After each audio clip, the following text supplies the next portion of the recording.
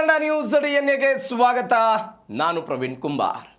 ಇವತ್ತಿನ ಕನ್ನಡ ನ್ಯೂಸ್ ಡಿಎನ್ಎಯಲ್ಲಿ 5 ಪ್ರಮುಖ ಸುದ್ದಿಗಳನ್ನು ವಿಶ್ಲೇಷಣೆ ಮಾಡ್ತಾ ಹೋಗೋಣ. ಆ 5 ಸುದ್ದಿಗಳ ಪೈಕಿ ಮೊದಲ ಸುದ್ದಿ ಅಮೆರಿಕ ಮತ್ತು ಇರಾನ್ಗೆ ಸಂಬಂಧಪಟ್ಟಂತಹದ್ದೊಂದು ಸುದ್ದಿ ಇದೆ. ಜೂನ್ 19ನೇ ತಾರೀಕಿಗೆ ಸ್ವಿಟ್ಜರ್ಲೆಂಡ್ನ ಜಿನೇವಾದಲ್ಲಿ ಅಮೆರಿಕ ಮತ್ತು ಇರಾನ್ನ ಮಾತುಕತೆಗೆ ಅಂತಿಮ ಮುದ್ರೆ ಬೀಳಬೇಕಾಗಿತ್ತು. ಆದರೆ ಡೊನಾಲ್ಡ್ ಟ್ರಂಪ್ ಅವರಿಗೆ ಮುಂದಿನ 2 ದಿನಗಳ ಕಾಲ ವೇಟ್ ಮಾಡುವಂತಹ ಪುರ್ಸೊತ್ತು ಕೂಡ ಇರಲಿಲ್ಲ, ಅಂತಹ ವ್ಯವಧಾನವೂ ಕೂಡ ಇರಲಿಲ್ಲ. ಅದರ ಭಾಗವಾಗಿ G7 ಶೃಂಗಸಭೆ ನಡೀತಾ ಇದ್ದಂತಹ ಫ್ರಾನ್ಸ್ನಲ್ಲೇ ಅವರು ಅಂತಿಮವಾಗಿ ಇರಾನ್ ಮತ್ತು ಅಮೆರಿಕಾದ ಈ ಒಡಂಬಡಿಕೆಗೆ ಪ್ರಾಥಮಿಕ ಹಂತದ ಮಾತುಕತೆಗಳಿಗೆ ಅಂತಿಮವಾದಂತಹ ಮುದ್ರೆಯನ್ನು ಒತ್ತಿದ್ರು. ಅಂದಿನಿಂದ ಇಲ್ಲಿಯ ತನಕ ಒಂದು 3 ದಿನಗಳಲ್ಲಿ ಎಲ್ಲವೂ ಕೂಡ ಆಗಬಹುದು ಎನ್ನುವಂತಹ ಸುದ್ದಿಗಳು ಬರ್ತಾ ಇತ್ತು. ಆದರೆ ನಾವು ಮೊದಲ ದಿನವೇ ಉಲ್ಲೇಖ ಮಾಡಿದ್ವಿ ಇದೇ ಕನ್ನಡ ನ್ಯೂಸ್ ಡಿಎನ್ಎಯಲ್ಲಿ, ಯಾವಾಗ ಡೊನಾಲ್ಡ್ ಟ್ರಂಪ್ ಈ ಯುದ್ಧವನ್ನು ಮಾಡಬಹುದೋ ಗೊತ್ತಿಲ್ಲ, ಅದರ ಹೊರತಾಗಿ ಹಾರ್ಮುಜ್ ಜಲಸಂಧಿಯನ್ನು ಇರಾನ್ನವ್ರು ಯಾವಾಗ ಬೇಕಾದರೂ ಬಂದ್ ಮಾಡುವಂತಹ ಒಂದು ಸ್ವತಂತ್ರವೂ ಕೂಡ ಅವರಿಗೆ ಒಂದು ರೀತಿಯಾದಂಥ ಅಮೆರಿಕಾದಿಂದ ಅವ್ರಿಗೆ ಸಿಕ್ಬಿಟ್ಟಿದೆ ಅನ್ನೋದ್ರ ಬಗ್ಗೆ ನಾವೆಲ್ಲ ಚರ್ಚೆ ಮಾಡಿದ್ವಿ. ಇದೀಗ ಅಂಥದ್ದೇ ಬೆಳವಣಿಗೆಗಳಾಗ್ತಾ ಇದೆ. ಹಾಗಾದರೆ ಕದನ ವಿರಾಮ ಒಪ್ಪಂದಗಳು ಅಮೆರಿಕ ಮತ್ತು ಇರಾನ್ನ ಮಾತುಕತೆಗಳಿಗೆ ಎಲ್ಲಿಗೊಂದು ಬಂತು? ಇರಾನ್ ಏನು ಪ್ರತಿಕ್ರಿಯೆ ಕೊಡ್ತಾ ಇದೆ? ಉಭಯ ದೇಶಗಳ ನಡುವೆ ಇಸ್ರೇಲ್ನ ಪಾತ್ರ ದೊಡ್ಡ ಮಟ್ಟದಲ್ಲಿ ಕಾಣಿಸ್ತಾ ಇದೆ. ಏನಾಯ್ತು ಹಾಗಾದರೆ ಇಸ್ರೇಲ್ನಿಂದ? ಡೀಟೇಲ್ಸ್ ಆಗಿ ನೋಡ್ತಾ ಹೋಗೋಣ. ಇದೇ ಕನ್ನಡ ನ್ಯೂಸ್ ಡಿಎನ್ಎ ಮೊದಲ ಸುದ್ದಿ, America Iran versus Israel.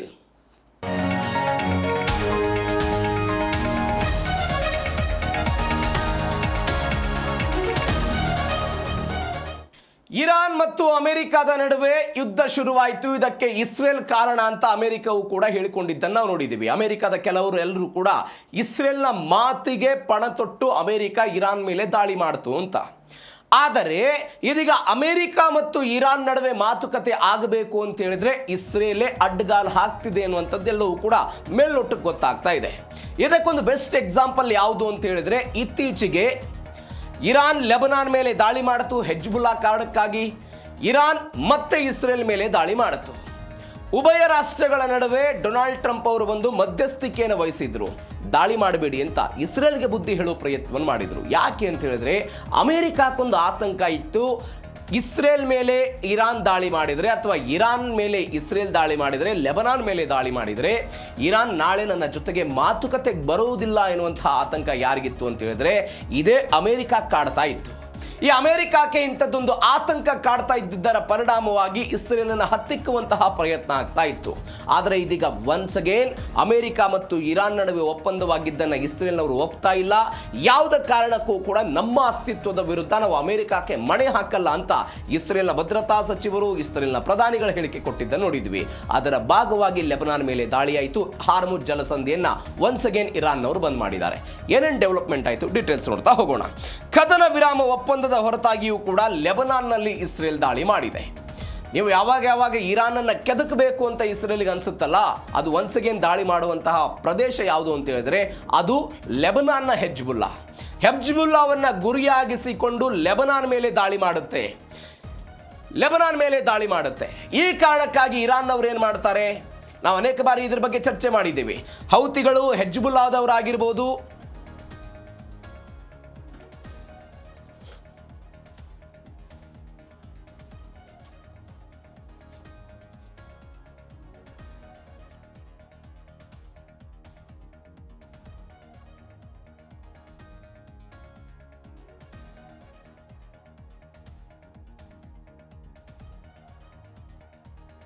Hezbollah ಮತ್ತು ಹಮಾಸ್ ಇವರ ಕಾರಣಕ್ಕಾಗಿ ಇರಾನ್ನವರು ಏನು ಮಾಡ್ತಾರೆ ಅಂತ ಹೇಳಿದ್ರೆ ಇವ್ರಿಗೆ ಸಪೋರ್ಟ್ ಮಾಡ್ತಾರೆ. ಇವರನ್ನ ಸಪೋರ್ಟ್ನಲ್ಲಿ ಮಾಡುವ ಮುಖಾಂತರ ತಮ್ಮ ಎಕ್ಸಿಸ್ಟೆನ್ಸ್ ಏನಿದೆ ಅದನ್ನು ಉಳಿಸಿಕೊಳ್ಳೋ ಪ್ರಯತ್ನವನ್ನು ಮಾಡುತ್ತೆ. ಯಾವುದು? ಇದೇ ಇರಾನ್ನವರು ಪ್ರಯತ್ನವನ್ನು ಮಾಡೋದು. ಈ ಕಾರಣಕ್ಕಾಗಿ ಹಮಾಸ್ನವರಿಗೆ ಸಪೋರ್ಟ್ ಮಾಡ್ತಾರೆ, ಹೆಜ್ಬುಲ್ಲಾದವ್ರಿಗೆ ಸಪೋರ್ಟ್ ಮಾಡ್ತಾರೆ. 1982ರಲ್ಲಿ ಹೆಜ್ಬುಲ್ಲಾ ಅಸ್ತಿತ್ವಕ್ಕೆ ಬಂದಿದ್ದು ಯಾವ ಕಾರಣಕ್ಕಾಗಿ? ಇಸ್ರೇಲನ್ನು ವಿರೋಧ ಮಾಡಬೇಕು ಅನ್ನೋ ಕಾರಣಕ್ಕಾಗಿ. ಇವತ್ತು ಇರಾನ್ ಯಾವ ಕಾರಣಕ್ಕಾಗಿ ಹೋರಾಟ ಮಾಡ್ತಾ ಇದೆ? ಇಸ್ರೇಲ್ ಅಸ್ತಿತ್ವದಲ್ಲಿ ಇರಬಾರದು ಅನ್ನುವ ಕಾರಣಕ್ಕಾಗಿ. ಇಸ್ರೇಲ್ ಯಾಕೆ ಲೆಬನಾನ್ ಮೇಲೆ ಅಥವಾ ಇರಾನ್ ಮೇಲೆ ದಾಳಿ ಮಾಡುತ್ತೆ?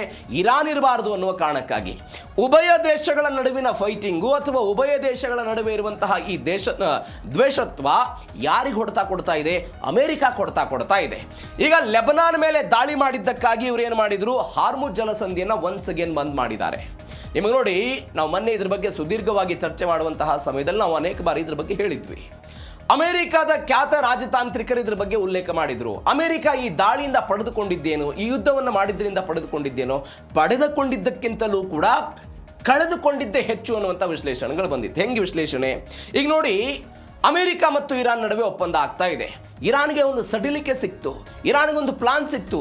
ಯಾವುದಾದ್ರೂ ದೇಶ ನನ್ನ ಮೇಲೆ ದಾಳಿ ಮಾಡಿದರೆ ನಾನು ಇಡೀ ಜಗತ್ತಿನ ಆರ್ಥಿಕತೆಯನ್ನು ನಿಯಂತ್ರಿಸಬಹುದು ಅಂತ. ಯಾವುದ್ರ ಮುಖಾಂತರ?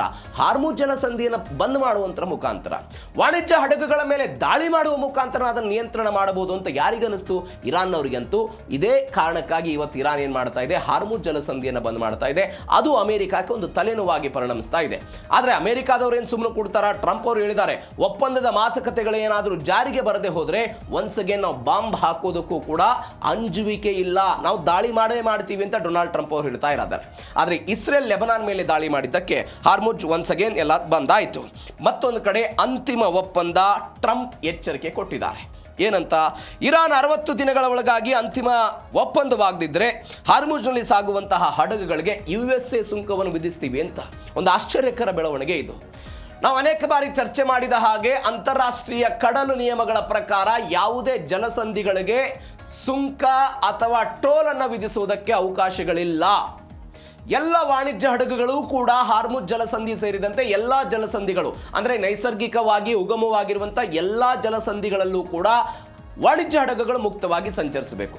ಇದೇ ಕಾರಣಕ್ಕಾಗಿಯೇ ಡೊನಾಲ್ಡ್ ಟ್ರಂಪ್ ಅವರು ಇದನ್ನು ವಿರೋಧ ಮಾಡಿದ್ರು. ಯಾವುದೇ ಕಾರಣಕ್ಕೂ IRGC ಇರಾನ್ನವರು ಟೋಲ್ ಅನ್ನು ವಿಧಿಸಬಾರದು ಅಂತ.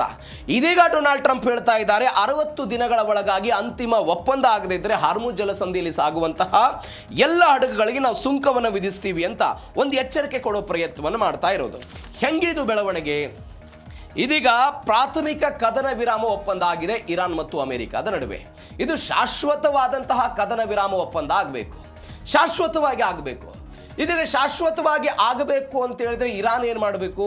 ಅಮೆರಿಕದ ಎಲ್ಲ ಬೇಡಿಕೆಗಳನ್ನು ಕೂಡ ಒಪ್ಪಿಕೊಳ್ತಾ ಹೋಗಬೇಕು. ಅದು ಹಾರ್ಮುಜ್ ಜಲಸಂಧಿಯನ್ನು ಮುಕ್ತ ಮಾಡೋದು, ಯುರೇನಿಯಂ ಹಸ್ತಾಂತರ ಮಾಡೋದು, ಪರಮಾಣು ಕಾರ್ಯಕ್ರಮವನ್ನು ಶೀಘ್ರವೇ ನಿಲ್ಲಿಸುವುದು ಸೇರಿದಂತೆ ಏನೇನು ಕಾರ್ಯಕ್ರಮಗಳಿದೆ ಎಲ್ಲವನ್ನೂ ಕೂಡ ಸ್ಥಗಿತ ಮಾಡಬೇಕು. ಬಟ್ ಅಮೆರಿಕದ ಆಲೋಚನೆ ಏನು? ಇಷ್ಟು ದಿನಗಳ ಕಾಲ ಹಾರ್ಮುಜ್ ಜಲಸಂಧಿಯಲ್ಲಿ ನೌಕಾ ದಿಗ್ಬಂಧನವನ್ನು ಹಾಕಿದ್ರಲ್ಲ, ಅವರ ಹೊಡೆತ ಏನಿತ್ತು ಅಂತ ಹೇಳಿದ್ರೆ ಇರಾನ್ನ ಆರ್ಥಿಕತೆಯನ್ನು ಹದಗೆಡಿಸುವಂಥದ್ದು ಅವರ ಆಲೋಚನೆ ಆಗಿತ್ತು. ಇದೀಗ ಅವ್ರೇನ್ ಮಾಡ್ತಿದ್ದಾರೆ? ಯಾವುದಾದ್ರೂ ಹಡಗುಗಳು ಇರಾನ್ ದೇಶದಿಂದ ಮತ್ತೊಂದು ದೇಶಕ್ಕೆ ಹೋಗುತ್ತಾ, ಇರಾನ್ನಿಂದ ಹೋಗುವಂತಹ ಹಡಗುಗಳಿಗೆ ಇವರು ಸುಂಕವನ್ನು ವಿಧಿಸೋದಕ್ಕೆ ಮುಂದಾಗಬಹುದು ಅನ್ನುವಂಥದ್ದು ಒಂದು ಲೆಕ್ಕಾಚಾರ ಇದೆ.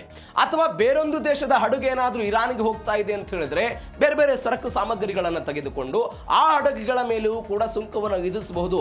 ಇದು ಎರಡನೇ ಹಂತದ ಆಲೋಚನೆ. ಆದರೆ ಮೊದಲ ಹಂತದಲ್ಲಿ ಡೊನಾಲ್ಡ್ ಟ್ರಂಪ್ ಅವರ ಆಲೋಚನೆ ಹೆಂಗಿದೆ ಅಂತ ಹೇಳಿದ್ರೆ, ಯಾವ್ಯಾವ ಹಡಗುಗಳು ಅಮೆರಿಕದ ಬಂದರುಗಳ ಸಹಾಯವನ್ನು ಪಡೆದುಕೊಳ್ಳುತ್ತಲ್ಲ, ಆ ಅಮೆರಿಕದ ಬಂದರುಗಳ ಸಹಾಯ ಪಡೆದುಕೊಳ್ಳುವಂತಹ ಹಡಗು ಕೂಡ ಇವರು ಸುಂಕವನ್ನು ವಿಧಿಸಬಹುದು ಅಂತ. ವ್ಯತ್ಯಾಸ ನೋಡಿ, ಇರಾನ್ ಟೋಲ್ ವಿಧಿಸಿದಾಗ ವಿರೋಧಿಸಿದ್ದಿದೆ ಡೊನಾಲ್ಡ್ ಟ್ರಂಪ್. ಇವತ್ತು ಒನ್ಸ್ ಅಗೇನ್ ಅದೇ ಇರಾನ್ ಅನ್ನ ನಾವು ಮಣಿಸಬೇಕು ಅನ್ನೋ ಕಾರಣಕ್ಕಾಗಿ 60 ದಿನಗಳಿಗಾಗಿ ಮಾತುಕತೆ ಅಂತಿಮ ಆಗದೆ ಇದ್ರೆ ನಾನು ಕೂಡ ಸುಂಕವನ್ನು ವಿಧಿಸ್ತೀನಿ ಅನ್ನುವಂಥ ಹಂತಕ್ಕೆ ಡೊನಾಲ್ಡ್ ಟ್ರಂಪ್ ಹೋಗ್ತಾ ಇದ್ದಾರೆ. ಒನ್ಸ್ ಅಗೇನ್ ಜಾಗತಿಕವಾಗಿ ತೈಲ ಬಿಕ್ಕಟ್ಟಿನ ಮುನ್ಸೂಚನೆಯನ್ನು ಇದು ತೋಡ್ತಾ ಇದೆ. ಹೀಗಾಗಿ ಏನಾಗುತ್ತೆ ಉಭಯ ದೇಶಗಳ ನಡುವೆ ನೋಡೋಣ. ಮತ್ತೊಂದು ಕಡೆ ಮಧ್ಯಪ್ರಾಚ್ಯದ ಶಾಂತಿ ಮಾತುಕತೆ ಏನಿದು? ಅಮೆರಿಕ ತನ್ನ 14 ಅಂಶಗಳ ಒಪ್ಪಂದದ ಮೊದಲ ಷರತ್ತಾದ ಎಲ್ಲಾ ಮುಂಚೂಣಿಗಳಲ್ಲಿ ಕದನ ವಿರಾಮ ಜಾರಿಗೆ ವಿಫಲ ಆಗಿದೆ. ಈಗ ಅಮೆರಿಕ ಮತ್ತು ಇರಾನ್ ನಡುವೆ ಮಾತುಕತೆ ಆಗುವಂತಹ ಸಮಯದಲ್ಲಿ ಏನಾಗಿತ್ತು? ಕೇವಲ ಅಮೆರಿಕ ಇರಾನ್ ಮೇಲೆ ದಾಳಿ ಮಾಡ್ತಾ ಇರೋದು, ಇರಾನ್ ಅಮೆರಿಕದ ಹಡಗುಗಳ ಮೇಲೆ ದಾಳಿ ಮಾಡ್ತಾ ಇರೋದು, ಇದನ್ನು ನಿಲ್ಲಿಸೋದು ಮಾತ್ರ ಉದ್ದೇಶ ಆಗಿರಲಿಲ್ಲ. ಈ ಒಪ್ಪಂದದ ಒಟ್ಟಾರೆ ಉದ್ದೇಶ ಗಾಜಾ ಪಟ್ಟಿ ಮೇಲೆ, ಫೆಲಿಸ್ತೀನ್ ಮೇಲೆ, ಅದಾದ ನಂತರ ಲೆಬನಾನ್ ಮೇಲೆ ಇಸ್ರೇಲ್ ದಾಳಿ ಮಾಡ್ತಾ ಇರೋದನ್ನು ಕೂಡ ಒಟ್ಟಾರೆಯಾಗಿ ನಿಲ್ಲಿಸಬೇಕು ಅನ್ನೋದು ಕದನ ವಿರಾಮದ ಮಾತುಕತೆಯಾಗಿತ್ತು. ಒಟ್ಟಾರೆ ತನ್ನ ರೆಸಿಸ್ಟೆನ್ಸ್ ಎನ್ನುವಂತಹ ಒಂದು ಎಕ್ಸಿಸ್ಟ್ ಅನ್ನು ಇಟ್ಕೊಂಡಿದೆ ಅಲ್ಲ ಇರಾನ್, ತನ್ನ ಅದು ಹೌತಿಗಳಾಗಿರ್ಬೋದು, ಯಮನ್ನ ಹೌತಿಗಳು, ಅದಾದ ನಂತರ ಹೆಜ್ಬುಲಾದವರು, ಹಮಾಸ್ನವರು, ಗಾಜಾಪಟ್ಟಿ, ಫ್ಯಾಲಿಸ್ತೀನ್, ಈ ಪ್ರದೇಶದ ಮೇಲೆ ಇಸ್ರೇಲ್ ಈಗಾಗಲೇ 1000 ಚದುರ ಕಿಲೋಮೀಟರ್ ತನ್ನ ವಶಕ್ಕೆ ತೆಗೆದುಕೊಂಡು ಅದನ್ನು ಯಾವುದೇ ಕಾರಣಕ್ಕೂ ಬಿಟ್ಟುಕೊಡಲ್ಲ ಅಂತ ಹೋರಾಟ ಮಾಡ್ತಿದೆಯಲ್ಲ, ಆ ಹೋರಾಟ ನಿಲ್ಲಬೇಕು ಅನ್ನೋದು ಇರಾನ್ನ ಮೊದಲ ಬೇಡಿಕೆ ಆಗಿತ್ತು. ಆದರೆ ಇದೀಗ ಇರಾನ್ನವರು ಹೇಳ್ತಾ ಇದ್ದಾರೆ ಮೊದಲ ಬೇಡಿಕೆಯನ್ನೇ ಅಮೆರಿಕ ಈಡೇರಿಸಿಲ್ಲ ಅಂತ. ಯಾಕೆ? ಇದೇ ಲೆಬನಾನ್ ಮೇಲೆ ಇಸ್ರೇಲ್ ಅವರು ದಾಳಿ ಮಾಡಿರುವಂತಹ ಕಾರಣಕ್ಕಾಗಿ ಇಂಥದ್ದೊಂದು ಹೇಳಿಕೆ ಕೊಡೋ ಪ್ರಯತ್ನವನ್ನು ಅವರು ಮಾಡ್ತಾ ಇದ್ದಾರೆ. ಅಂದರೆ ಇದರ ಅರ್ಥ ಜೂನ್ 3ನೇ ತಾರೀಕಿಗೆ ಅಮೆರಿಕದ ಮಧ್ಯಸ್ಥಿಕೆಯಲ್ಲಿ ಲೆಬನಾನ್ನ ಅಧಿಕೃತ ಸರ್ಕಾರ, ಅದಾದ ನಂತರ ಇಸ್ರೇಲ್ನ ಪಡೆಗಳ ಸಮ್ಮುಖದಲ್ಲೆಲ್ಲ ಮಾತುಕತೆ ಆಯಿತು. ಯಾವುದೇ ಕಾರಣಕ್ಕೂ ದಾಳಿ ಆಗಬಾರ್ದು, ಹೆಜ್ಬುಲ್ಲಾದವರು ಗಡಿ ಪ್ರದೇಶದಲ್ಲಿರಬಾರ್ದು, ಯಾವುದೇ ಕಾರಣಕ್ಕೂ ಅತಿಕ್ರಮಣ ಆಗಬಾರ್ದು, ಲೆಬನಾನ್ ಅಧಿಕೃತ ಸರ್ಕಾರ ಅಲ್ಲಿ ಎಲ್ಲವನ್ನು ಕೂಡ ನೋಡ್ಕೊಳ್ಬೇಕು ಅಂತ ಡೊನಾಲ್ಡ್ ಟ್ರಂಪ್ ನೇತೃತ್ವದಲ್ಲಿ ಮಾತುಕತೆ ಆಯಿತು. ಓಕೆ, ಮಾತುಕತೆ ಆಯಿತು. ಅದಾದ ನಂತರ ಅಮೆರಿಕ ಕನಸ್ತು, ಇಲ್ಲ ಇರಾನ್ ನಮ್ಮ ಜೊತೆ ಮಾತುಕತೆಗೆ ಬರುತ್ತೆ, ನಾವು ಇಸ್ರೇಲ್ ಮತ್ತು ಲೆಬನಾನ್ ಅನ್ನು ಸಂಧಾನ ಮಾಡಿಬಿಟ್ಟಿದ್ದೀವಿ, ಮಧ್ಯಸ್ಥಿಕೆದಾರನಾಗಿದ್ದೀನಿ ಅಂತ ಯಾರಿಗನ್ನಿಸ್ತು? ಇದೇ ಅಮೆರಿಕ ಕನಸ್ತು. ಆದರೆ 3ನೇ ತಾರೀಕಿಗೆ ಒಪ್ಪಂದ ಅದಾಗಿ 2 ದಿನಗಳ ನಂತರ ಇಸ್ರೇಲ್ ಅವರು ಏನು ಮಾಡಿದ್ರು? ಲೆಬನಾನ್ ಮೇಲೆ ದಾಳಿ ಮಾಡಿದ್ರು. ಅದಕ್ಕೆ ಕೊಟ್ಟಂತಹ ಕಾರಣ ಏನು ನೋಡಿ, ಅಮೆರಿಕದ ನೇತೃತ್ವದಲ್ಲಿ ಮಾತುಕತೆ ಆದಾಗಲೂ ಕೂಡ ಇದೇ ಹೆಜ್ಬುಲ್ಲಾದವರು ನಮ್ಮ ಮೇಲೆ ದಾಳಿ ಮಾಡೋ ಪ್ರಯತ್ನವನ್ನು ಮಾಡಿದ್ರು, ಹೀಗಾಗಿ ನಾವು ದಾಳಿ ಮಾಡಿದ್ದೀವಿ ಅಂತ. ಇದೀಗ ಇಸ್ರೇಲ್ನ ಭದ್ರತಾ ಸಚಿವರು ಅಥವಾ ಇಸ್ರೇಲ್ನ ಪ್ರಧಾನಮಂತ್ರಿಗಳು ಹೇಳ್ತಾ ಇರುವಂತದ್ದೇನು, ಹೌದು ಮಾತುಕತೆ ಆಗಿದೆ, ಎಲ್ಲವೂ ಕೂಡ ಹೌದು, ಓಕೆ, ಬಟ್ ಹೆಜ್ಬುಲ್ಲಾದವರು ಹಿಂದೆ ಸರಿತಾ ಇಲ್ಲ. ನನ್ನ ದೇಶದ ಸುರಕ್ಷತೆ ಮತ್ತು ನನ್ನ ದೇಶದ ನಾಗರಿಕರನ್ನ ಉಳಿಸಿಕೊಳ್ಳುವಂತಹ ದೃಷ್ಟಿಯಿಂದ ನಾವು ಪ್ರತಿದಾಳಿ ಮಾಡ್ತಾ ಇದ್ದೀವಿ. ಇದಕ್ಕೆ ವ್ಯತ್ಯಾಸ ನೋಡಿ ನೀವು, ವ್ಯತ್ಯಾಸ ಇಷ್ಟೇ. ಯಾವಾಗ ಅಮೆರಿಕಾದ ಅಪಾಚೆ ಹೆಲಿಕಾಪ್ಟರ್ ಹಾರ್ಮುಜ್ ಜಲಸಂಧಿ ಅಲ್ಲಿ ಎಲ್ಲ ಪತನ ಆಯ್ತಲ್ಲ, ಪತನ ಆದಾಗ ಅಮೆರಿಕ ಏನಂದಿತ್ತು? ಇಸ್ರೇಲ್ ಮತ್ತು ಇರಾನ್ಗೆ ಯಾವುದೇ ಕಾರಣಕ್ಕೂ ನೀವು ದಾಳಿ ಮಾಡಬೇಡಿ ಅಂದಿತ್ತು. ಹಾಗಾದ್ರೆ ಅಮೆರಿಕವು ಕೂಡ ಸುಮ್ಮನಿರಬೇಕಾಗಿತ್ತು ಮಾತುಕತೆಯ ಕಾರಣಕ್ಕಾಗಿ. ಬಟ್ ಅಮೆರಿಕ ತನ್ನ ಅಪಾಚೆ ಹೆಲಿಕಾಪ್ಟರ್ ಕಳ್ಕೊಂಡ ನಂತರ ಏಕಾಏಕಿಯಾಗಿ ಇರಾನ್ ಮೇಲೆ ರಿಟರ್ನ್ ಆಗಿ ಅಟ್ಯಾಕ್ ಮಾಡೋ ಪ್ರಯತ್ನ ಮಾಡಿತು. ಹೀಗಾಗಿ ಇಸ್ರೇಲ್ ಇವತ್ತೇನು ಹೇಳ್ತಾ ಇದೆ, ನಿಮ್ಮ ಅಸ್ತಿತ್ವಕ್ಕೆ ಬಂದಾಗ ನೀವು ದಾಳಿ ಮಾಡ್ತೀರಿ, ನನ್ನ ಅಸ್ತಿತ್ವಕ್ಕೆ ಬಂದಾಗ ನನ್ನ ಅಸ್ತಿತ್ವವನ್ನು ಉಳಿಸಿಕೊಳ್ಳೋದಕ್ಕೆ ನಾನು ದಾಳಿ ಮಾಡೋದಕ್ಕೆ ಸದಾ ಸಿದ್ಧ ಅಂತ ಅವ್ರು ಹೇಳೋ ಪ್ರಯತ್ನವನ್ನು ಮಾಡ್ತಾ ಇದ್ದಾರೆ. ಬಟ್ ಈ ಕಾರಣಕ್ಕಾಗಿ ಏನಾಗ್ತಾ ಇದೆ ಅಂತ ಹೇಳಿದ್ರೆ, ಇರಾನ್ ಏನು ಹೇಳ್ತಾ ಇದ್ದಾರೆ, ನಿಮ್ಮ ಮೊದಲ ಷರತ್ತನ್ನೇ ನೀವೆಲ್ಲ ಹಾಳು ಮಾಡ್ತಾ ಇದ್ದೀರಿ ಅಂತ ಈ ಕಾರಣಕ್ಕಾಗಿ ಒಂದೆಲ್ಲ ಸ್ವಿಟ್ಜರ್ಲ್ಯಾಂಡಿಗೆಲ್ಲ ಹೋಗ್ತಾ ಇದ್ದಾರಂತೆ, ಪ್ರಯಾಣ ಬೆಳೆಸ್ತಿದ್ದಾರೆ, ಮಾತುಕತೆಯಲ್ಲೂ ಕೂಡ ಆಗುತ್ತೆ ಅಂತ ಹೇಳ್ತಾ ಇದ್ದಾರೆ. ಮತ್ತೊಂದು ಕಡೆ ಈ ಮಾತುಕತೆ ವಿಳಂಬಕ್ಕೆ ಕಾರಣ ಏನು ಬೆಳವಣಿಗೆಗಳಾಗ್ತಾ ಇದೆ? ಅಮೆರಿಕ ಮತ್ತು ಇರಾನ್ ಸಹಿ ಹಾಕಿದ್ದ ಕದನ ವಿರಾಮ ಉಲ್ಲಂಘಿಸಿರುವ ಆರೋಪವನ್ನು ಇಸ್ರೇಲ್ ಮತ್ತು ಹೆಜ್ಬುಲ್ಲಾ ಪರಸ್ಪರರು ಹೊಂದಿವೆ. ಹೆಜ್ಬುಲ್ಲಾದವರು ದಾಳಿ ಮಾಡಿದ್ದಾರೆ ಅಂತ ಇಸ್ರೇಲ್ನವರು ಹೇಳ್ತಾರೆ, ಇಲ್ಲ ಇಸ್ರೇಲ್ನವರು ದಾಳಿ ಮಾಡಿದ್ರು ಅಂತ ಯಾರು ಹೇಳ್ತಾರೆ? ಹೆಜ್ಬುಲ್ಲಾದವರು ಹೇಳ್ತಾರೆ. ಈ ಕಾರಣಕ್ಕಾಗಿ ಪರಸ್ಪರ ಆರೋಪ ಪ್ರತ್ಯಾರೋಪಗಳಿವೆ. ಇಸ್ರೇಲ್ನ 4 ಸೈನಿಕರು ಮೃತಪಟ್ಟ ಬಳಿಕ ಲೆಬನಾನ್ನ ಮೇಲೆ ಭಾರೀ ದಾಳಿಯಿಂದ ಸ್ವಿಟ್ಜರ್ಲ್ಯಾಂಡ್ ಮಾತುಕತೆಯನ್ನೆಲ್ಲ ಮುಂದೂಡಲಾಗಿತ್ತು. ಇರಾನ್ ಮೊಹಮ್ಮದ್ನ ಖಲೀಬಾಫ್ ನೇತೃತ್ವದ ವಿದೇಶಾಂಗ ಸಚಿವ ಅರಾಗ್ಜಿ, ಕೇಂದ್ರ ಬ್ಯಾಂಕ್ನ ಹಿರಿಯ ಅಧಿಕಾರಿಗಳೆಲ್ಲ ಭಾಗಿ ಪಾಕಿಸ್ತಾನದ ಮಧ್ಯಸ್ಥಿಕೆ ಶಾಂತಿ ಮಾತುಕತೆಯಲ್ಲಿ ಪಾಕ್ನ ಪ್ರಧಾನಮಂತ್ರಿ ಶಹಬಾಜ್ ಶರೀಫ್ ಮತ್ತು ಸೇನಾ ಮುಖ್ಯಸ್ಥ ಅಸೀಂ ಮುನೀರ್ ಏನಿದ್ದಾರೆ ಅವರ ನಿಯೋಗ ಎಲ್ಲ ಭಾಗಿ ಎನ್ನುವಂಥ ಸುದ್ದಿಗಳು ಬರ್ತಾ ಇದೆ. ಬಟ್ ಈ ಮಾತುಕತೆಗಳಿಗೆ ನೀವು ನೋಡಿ, ಡೊನಾಲ್ಡ್ ಟ್ರಂಪ್ ಅವರಿಗೆ 19ನೇ ತಾರೀಕಿಂತ G7 ಶೃಂಗಸಭೆಯಲ್ಲಿ ಈ ನಿರ್ಣಯವನ್ನು ತೆಗೆದುಕೊಂಡು ಅಂತಿಮ ಮಾತುಕತೆ ಯಾಕೆ ಬೇಕಾಗಿತ್ತು ಅಂತ ಹೇಳಿದ್ರೆ, ಜಗತ್ತಿಗೆ ಒಂದು ಸಂದೇಶ ಕೊಡೋ ಪ್ರಯತ್ನವನ್ನು ಮಾಡ್ತಾ ಇದ್ರು ಟ್ರಂಪ್. ಇಷ್ಟು ದಿನಗಳ ಕಾಲ ಡೊನಾಲ್ಡ್ ಟ್ರಂಪ್ ಯುದ್ಧ ಮಾಡ್ತಾರೆ, ಇರಾನ್ ಮೇಲೆ ದಾಳಿ ಆಗಿದೆ, ಸುಮ್ಮನೆ ದಾಳಿ ಮಾಡ್ತಿದ್ದಾರೆ, ಅವರ ಅಸ್ತಿತ್ವಕ್ಕೆ ಇವರೆಲ್ಲ ಕೈ ಹಾಕ್ತಿದ್ದಾರೆ ಅನ್ನುವಂಥ ಆರೋಪಗಳು ಡೊನಾಲ್ಡ್ ಟ್ರಂಪ್ ಅವರ ಮೇಲೆ ಬಂದಾಗ, ಡೊನಾಲ್ಡ್ ಟ್ರಂಪ್ ಅವರಿಗೆ ಒಂದು ಜಾಗತಿಕ ನಾಯಕತ್ವ ಎದುರುಗಡೆ ಒಂದು ಶಾಂತಿ ದೂತನ ಪಟ್ಟ ಬೇಕಾಗಿತ್ತು ಡೊನಾಲ್ಡ್ ಟ್ರಂಪ್ಗೆ. ಈ ಕಾರಣಕ್ಕಾಗಿ ಆ ಮನುಷ್ಯ ಏನು ಮಾಡಿದ್ರು, ಬೇಡ ಜಿನೇವಾ ಬೇಡ ಅನ್ನುವ ಕಾರಣಕ್ಕಾಗಿ ಅವ್ರು ಏನು ಹೇಳ್ತಾ ಇದ್ರು ಅಂತ ಹೇಳಿದ್ರೆ, ಇದೀಗ ಅವರು ಹೇಳ್ತಾ ಇದ್ದಂತಹ ವಿಚಾರ ಇದು ಫ್ರಾನ್ಸ್ನಲ್ಲಿ ಆಗಲಿ ಅಂತ ಮಾತುಕತೆ ನಡೆಸಿದ್ರು. ಬಟ್ ಈ ಫ್ರಾನ್ಸ್ನ ಮಾತುಕತೆ ಆದ ನಂತರ ಇಸ್ರೇಲ್ ಮೊದಲ ದಿನದಿಂದಲೂ ಕೂಡ ಇದನ್ನೆಲ್ಲವನ್ನ ವಿರೋಧ ಮಾಡ್ಕೊಂಡು ಬರ್ತಾ ಇದೆ. ಯಾವ ಕಾರಣಕ್ಕಾಗಿ? ನೀವು $300 ಬಿಲಿಯನ್ ಹಣವನ್ನು ಹೋಗಿ ಅಲ್ಲಿ ಹೂಡಿಕೆ ಮಾಡ್ತೀರಿ, ಆ ಹೂಡಿಕೆಯಿಂದ ಆ ಹಣ ಹಮಾಸ್ನವ್ರಿಗೋ ಹೆಜ್ಬುಲ್ಲಾದವ್ರಿಗೋ ಹೌತಿಗಳಿಗೆ ಸಿಗಲ್ಲ ಅನ್ನುವಂತಹ ಗ್ಯಾರಂಟಿಗಳು ಏನು ಅನ್ನುವಂಥ ಪ್ರಶ್ನೆ ಇಸ್ರೇಲ್ ಇಡ್ತು. ಎರಡನೇ ಪ್ರಶ್ನೆ, 2015ರಲ್ಲಿ ಒಪ್ಪಂದ ಮಾಡ್ಕೊಂಡ್ರಪ್ಪ ನೀವು ಬರಾಕ್ ಒಬಾಮಾ ನೇತೃತ್ವದಲ್ಲಿ. ಬಟ್ ಬರಾಕ್ ಒಬಾಮಾ ನೇತೃತ್ವದಲ್ಲಿ ಒಪ್ಪಂದ ಆಗಿ 18ರಲ್ಲಿ ನೀವು ಹೊರಗೆ ಬಂದಾಗಲೂ ಕೂಡ ಇಷ್ಟು ಪರಿಪ್ರಮಾಣದಲ್ಲಿ ರಹಸ್ಯವಾಗಿ ಇವರೆಲ್ಲ ಯುರೇನಿಯಂ ಅನ್ನು ಸಂಸ್ಕರಣೆ ಮಾಡಿದ್ರಲ್ಲ, ಇವತ್ತು ಒಪ್ಪಂದ ಆದ ನಂತರವೂ ಕೂಡ ನಾಳೆ ಮಾಡಬಹುದು ಎನ್ನುವಂಥ ಆತಂಕವನ್ನು ಇಸ್ರೇಲ್ ಅವರು ಇಡ್ತಾ ಇದ್ದಾರೆ. ಈ ಕಾರಣಕ್ಕಾಗಿ ಪರಸ್ಪರ ಮಾತುಕತೆಗಳು, ಈ ವಾದ ಪ್ರತಿವಾದಗಳ ಕಾರಣಕ್ಕಾಗಿ ಇವೆಲ್ಲವೂ ಕೂಡ ಹಿಂಗಾಗ್ತಿದೆ ಎನ್ನುವಂಥದ್ದು ಒಂದು ಸುದ್ದಿ ಇದೆ. ಇದು ಜೀ ಕನ್ನಡ ನ್ಯೂಸ್ DNA ಮೊದಲ ಸುದ್ದಿ. ಆದರೆ ಎರಡನೇ ಸುದ್ದಿ ಪಾಕಿಸ್ತಾನಕ್ಕೆ ಸಂಬಂಧಪಟ್ಟಂತದ್ದು ಸುದ್ದಿ. ಪಾಕಿಸ್ತಾನದ ಪ್ರಧಾನಮಂತ್ರಿ ಶಹಬಾಜ್ ಶರೀಫ್ ಮತ್ತು ರಕ್ಷಣಾ ಮುಖ್ಯಸ್ಥ ಅಸೀಂ ಮುನೀರ್ ಜಗತ್ತಿಗೆ ಒಂದು ಸಂದೇಶ ಕೊಡ್ತಾ ಇದ್ರು. ಏನಂತ? ಪಾಕಿಸ್ತಾನದ ಮಧ್ಯಸ್ಥಿಕೆಯಲ್ಲಿ ಇರಾನ್ ಮತ್ತು ಅಮೆರಿಕದ ನಡುವೆ ಮಾತುಕತೆಗಳಾಯಿತು, ನಾವೇ ಮಧ್ಯಸ್ಥಿಕೆ ವಹಿಸಿದ್ವಿ. ಅಲ್ಲಿ ಅನೇಕ ಜನ ಅಧಿಕಾರಿಗಳು ಏನು ಹೊಗಳಿದ್ದು, ಯಾರನ್ನ? ಶಹಬಾಜ್ ಶರೀಫ್ ಅವರನ್ನು ಹೊಗಳಿದ್ರು, ಮುನೀರ್ ಅವರನ್ನು ಕೂಡ ಹೊಗಳಿದ್ರು. ಯಾವ ರೀತಿಯಾಗಿ ಹೊಗಳಿದ್ರು? ಇವರ ದೀರ್ಘಕಾಲದ ಶಾಂತಿಯ ಆಲೋಚನೆ ಇವತ್ತು ಇರಾನ್ ಮತ್ತು ಅಮೆರಿಕದ ನಡುವೆ ಮಾತುಕತೆ ಯಶಸ್ವಿ ಆಗೋದಕ್ಕೆ ಕಾರಣ ಅಂತ ಹಾಡಿ ಎಲ್ಲ ಹೊಗಳಿಬಿಟ್ರು. ಆದರೆ ಡೊನಾಲ್ಡ್ ಟ್ರಂಪ್ ಮಾತ್ರ ಪಾಕಿಸ್ತಾನ ವಿಚಾರದಲ್ಲಿ ನಯಾ ಪೈಸೆಯೂ ಕೂಡ ಕಿಮ್ಮತ್ತು ಕೊಟ್ಟಿಲ್ಲ ಎನ್ನುವಂಥದ್ದೊಂದು ಸುದ್ದಿಗಳು ಬರ್ತಾ ಇದೆ. ಇತ್ತೀಚೆಗೆ ಫ್ರಾನ್ಸ್ನಲ್ಲಿ G7 ಶೃಂಗಸಭೆ ಏನಾಯಿತು, ಆ ಶೃಂಗಸಭೆಯಲ್ಲಿ ಕೆಲವೊಂದಿಷ್ಟು ದೇಶಗಳನ್ನು ಹಾಡಿ ಹೊಗಳಿದ್ರು ಡೊನಾಲ್ಡ್ ಟ್ರಂಪ್. ಆದರೆ ಪಾಕಿಸ್ತಾನದ ಹೆಸರೇ ಉಲ್ಲೇಖ ಆಗಲಿಲ್ಲ. ಪಾಕಿಸ್ತಾನದ ಮುನೀರ್ ಅವರನ್ನ, ಶಬಾಜ್ ಶರೀಫ್ ಅವರನ್ನ ಹಾಡಿ ಹೋಗಿದ್ದಂತಹ ಟ್ರಂಪ್ ಯಾಕೆ ಇವತ್ತು ಪಾಕಿಸ್ತಾನವನ್ನ ಕೈ ಬಿಡುವ ಹಂತಕ್ಕೆ ಹೋದ್ರು? ಏನ್ ಬೆಳವಣಿಗೆ ಆಯ್ತು? ಡೀಟೇಲ್ಸ್ ನೋಡ್ತಾ ಹೋಗೋಣ. ಪಾಕಿಸ್ತಾನಕ್ಕೆ ಇದೀಗ ಮುಖಭಂಗ ಆಗಿದೆ. ಫ್ರಾನ್ಸ್ನಲ್ಲಿ G7 ಶೃಂಗಸಭೆ ಆಯಿತು. ಅಮೆರಿಕ ಅಧ್ಯಕ್ಷ ಟ್ರಂಪ್ ಇರಾನ್ ಜೊತೆಗಿನ ಸಂಘರ್ಷದ ಬಗ್ಗೆ ಎಲ್ಲ ಮಾತುಕತೆ ನಡೆಸಿದ್ರು. ಮೋದಿಯವರ ಜೊತೆಗೂ ಕೂಡ ಸುದೀರ್ಘವಾಗಿ ಎಲ್ಲ ಮಾತನಾಡಿದ್ದನ್ನು ನೋಡಿದ್ವಿ. ಮೋದಿಯವರನ್ನ ಹಾಡಿ ಹೊಗಳಿದ್ರು. ಅಮೆರಿಕ ಇರಾನ್ ಶಾಂತಿ ಮಾತುಕತೆಗೆ ವೇದಿಕೆಯನ್ನು ಸಜ್ಜುಗೊಳಿಸಿದ್ದ ಪಾಕ್ ಹೆಸರನ್ನು ಟ್ರಂಪ್ ಎಲ್ಲಿಯೂ ಕೂಡ ಪ್ರಸ್ತಾಪ ಮಾಡಲಿಲ್ಲ. ಪಾಕ್ ಮೇಲಿದ್ದ ಅಪನಂಬಿಕೆ ಅದಕ್ಕೆ ಹಿನ್ನಡೆ ಆಗೋದಕ್ಕೆ ಕಾರಣ ಅಂತ ಜಾಗತಿಕ ಮಟ್ಟದಲ್ಲಿ ಒಂದು ಅಭಿಪ್ರಾಯ ಬರ್ತಾ ಇದೆ. ನೀವು ನೋಡಿ, ಫ್ರಾನ್ಸ್ನ ಏವಿಯನ್ ಲೇ ಬೈನ್ಸ್ ಎನ್ನುವಂಥ ಒಂದು ಪ್ರದೇಶ, ಮ್ಯಾಕ್ರಾನ್ ಅವರೆಲ್ಲ ಫ್ರಾನ್ಸ್ನ ಅಧ್ಯಕ್ಷರದನ್ನು ಆಯೋಜನೆ ಮಾಡಿದ್ರು. ವರ್ಸೈಲ್ಸ್ ಎನ್ನುವಂಥ ಒಂದು ಅರಮನೆಯಲ್ಲಿ ಎಲ್ಲ ಮಾತುಕತೆಗೆ ಅಂತಿಮ ಮುದ್ರೆ ಎಲ್ಲ ಆಯಿತು. ಟ್ರಂಪ್ ಮತ್ತು ಪೆಜೆಶ್ಕಿಯನ್ ಅವರೆಲ್ಲ ಅದಕ್ಕೆ ಸಹಿ ಹಾಕಿದ್ದನ್ನು ನಾವೆಲ್ಲ ನೋಡಿದ್ವಿ. ಇದೀಗ ಅಮೆರಿಕ ಮತ್ತು ಇರಾನ್ ಇಸ್ಲಾಮಾಬಾದ್ ಮಾತುಕತೆ ಆಯ್ತಲ್ಲ, ಮೊದಲ ಹಂತ, ಎರಡನೇ ಹಂತ, ಅದೆಲ್ಲವೂ ಕೂಡ ವಿಫಲ ಆಯಿತು. ಅಂದರೆ ಪಾಕಿಸ್ತಾನ ಏನು ಹೇಳ್ತಾ ಇತ್ತು, ಮೊದಲು ಶುರುವಾಗಿದ್ದು ನಮ್ಮಲ್ಲಿಯೇ ಮಾತುಕತೆ ಮೊದಲೆಲ್ಲವೂ ಶುರುವಾಯಿತು, ಹೀಗಾಗಿ ನಮ್ಮ ಕೆಲಸ ಇದೆ ಅನ್ನುವಂಥ ಕಾರಣಕ್ಕಾಗಿ.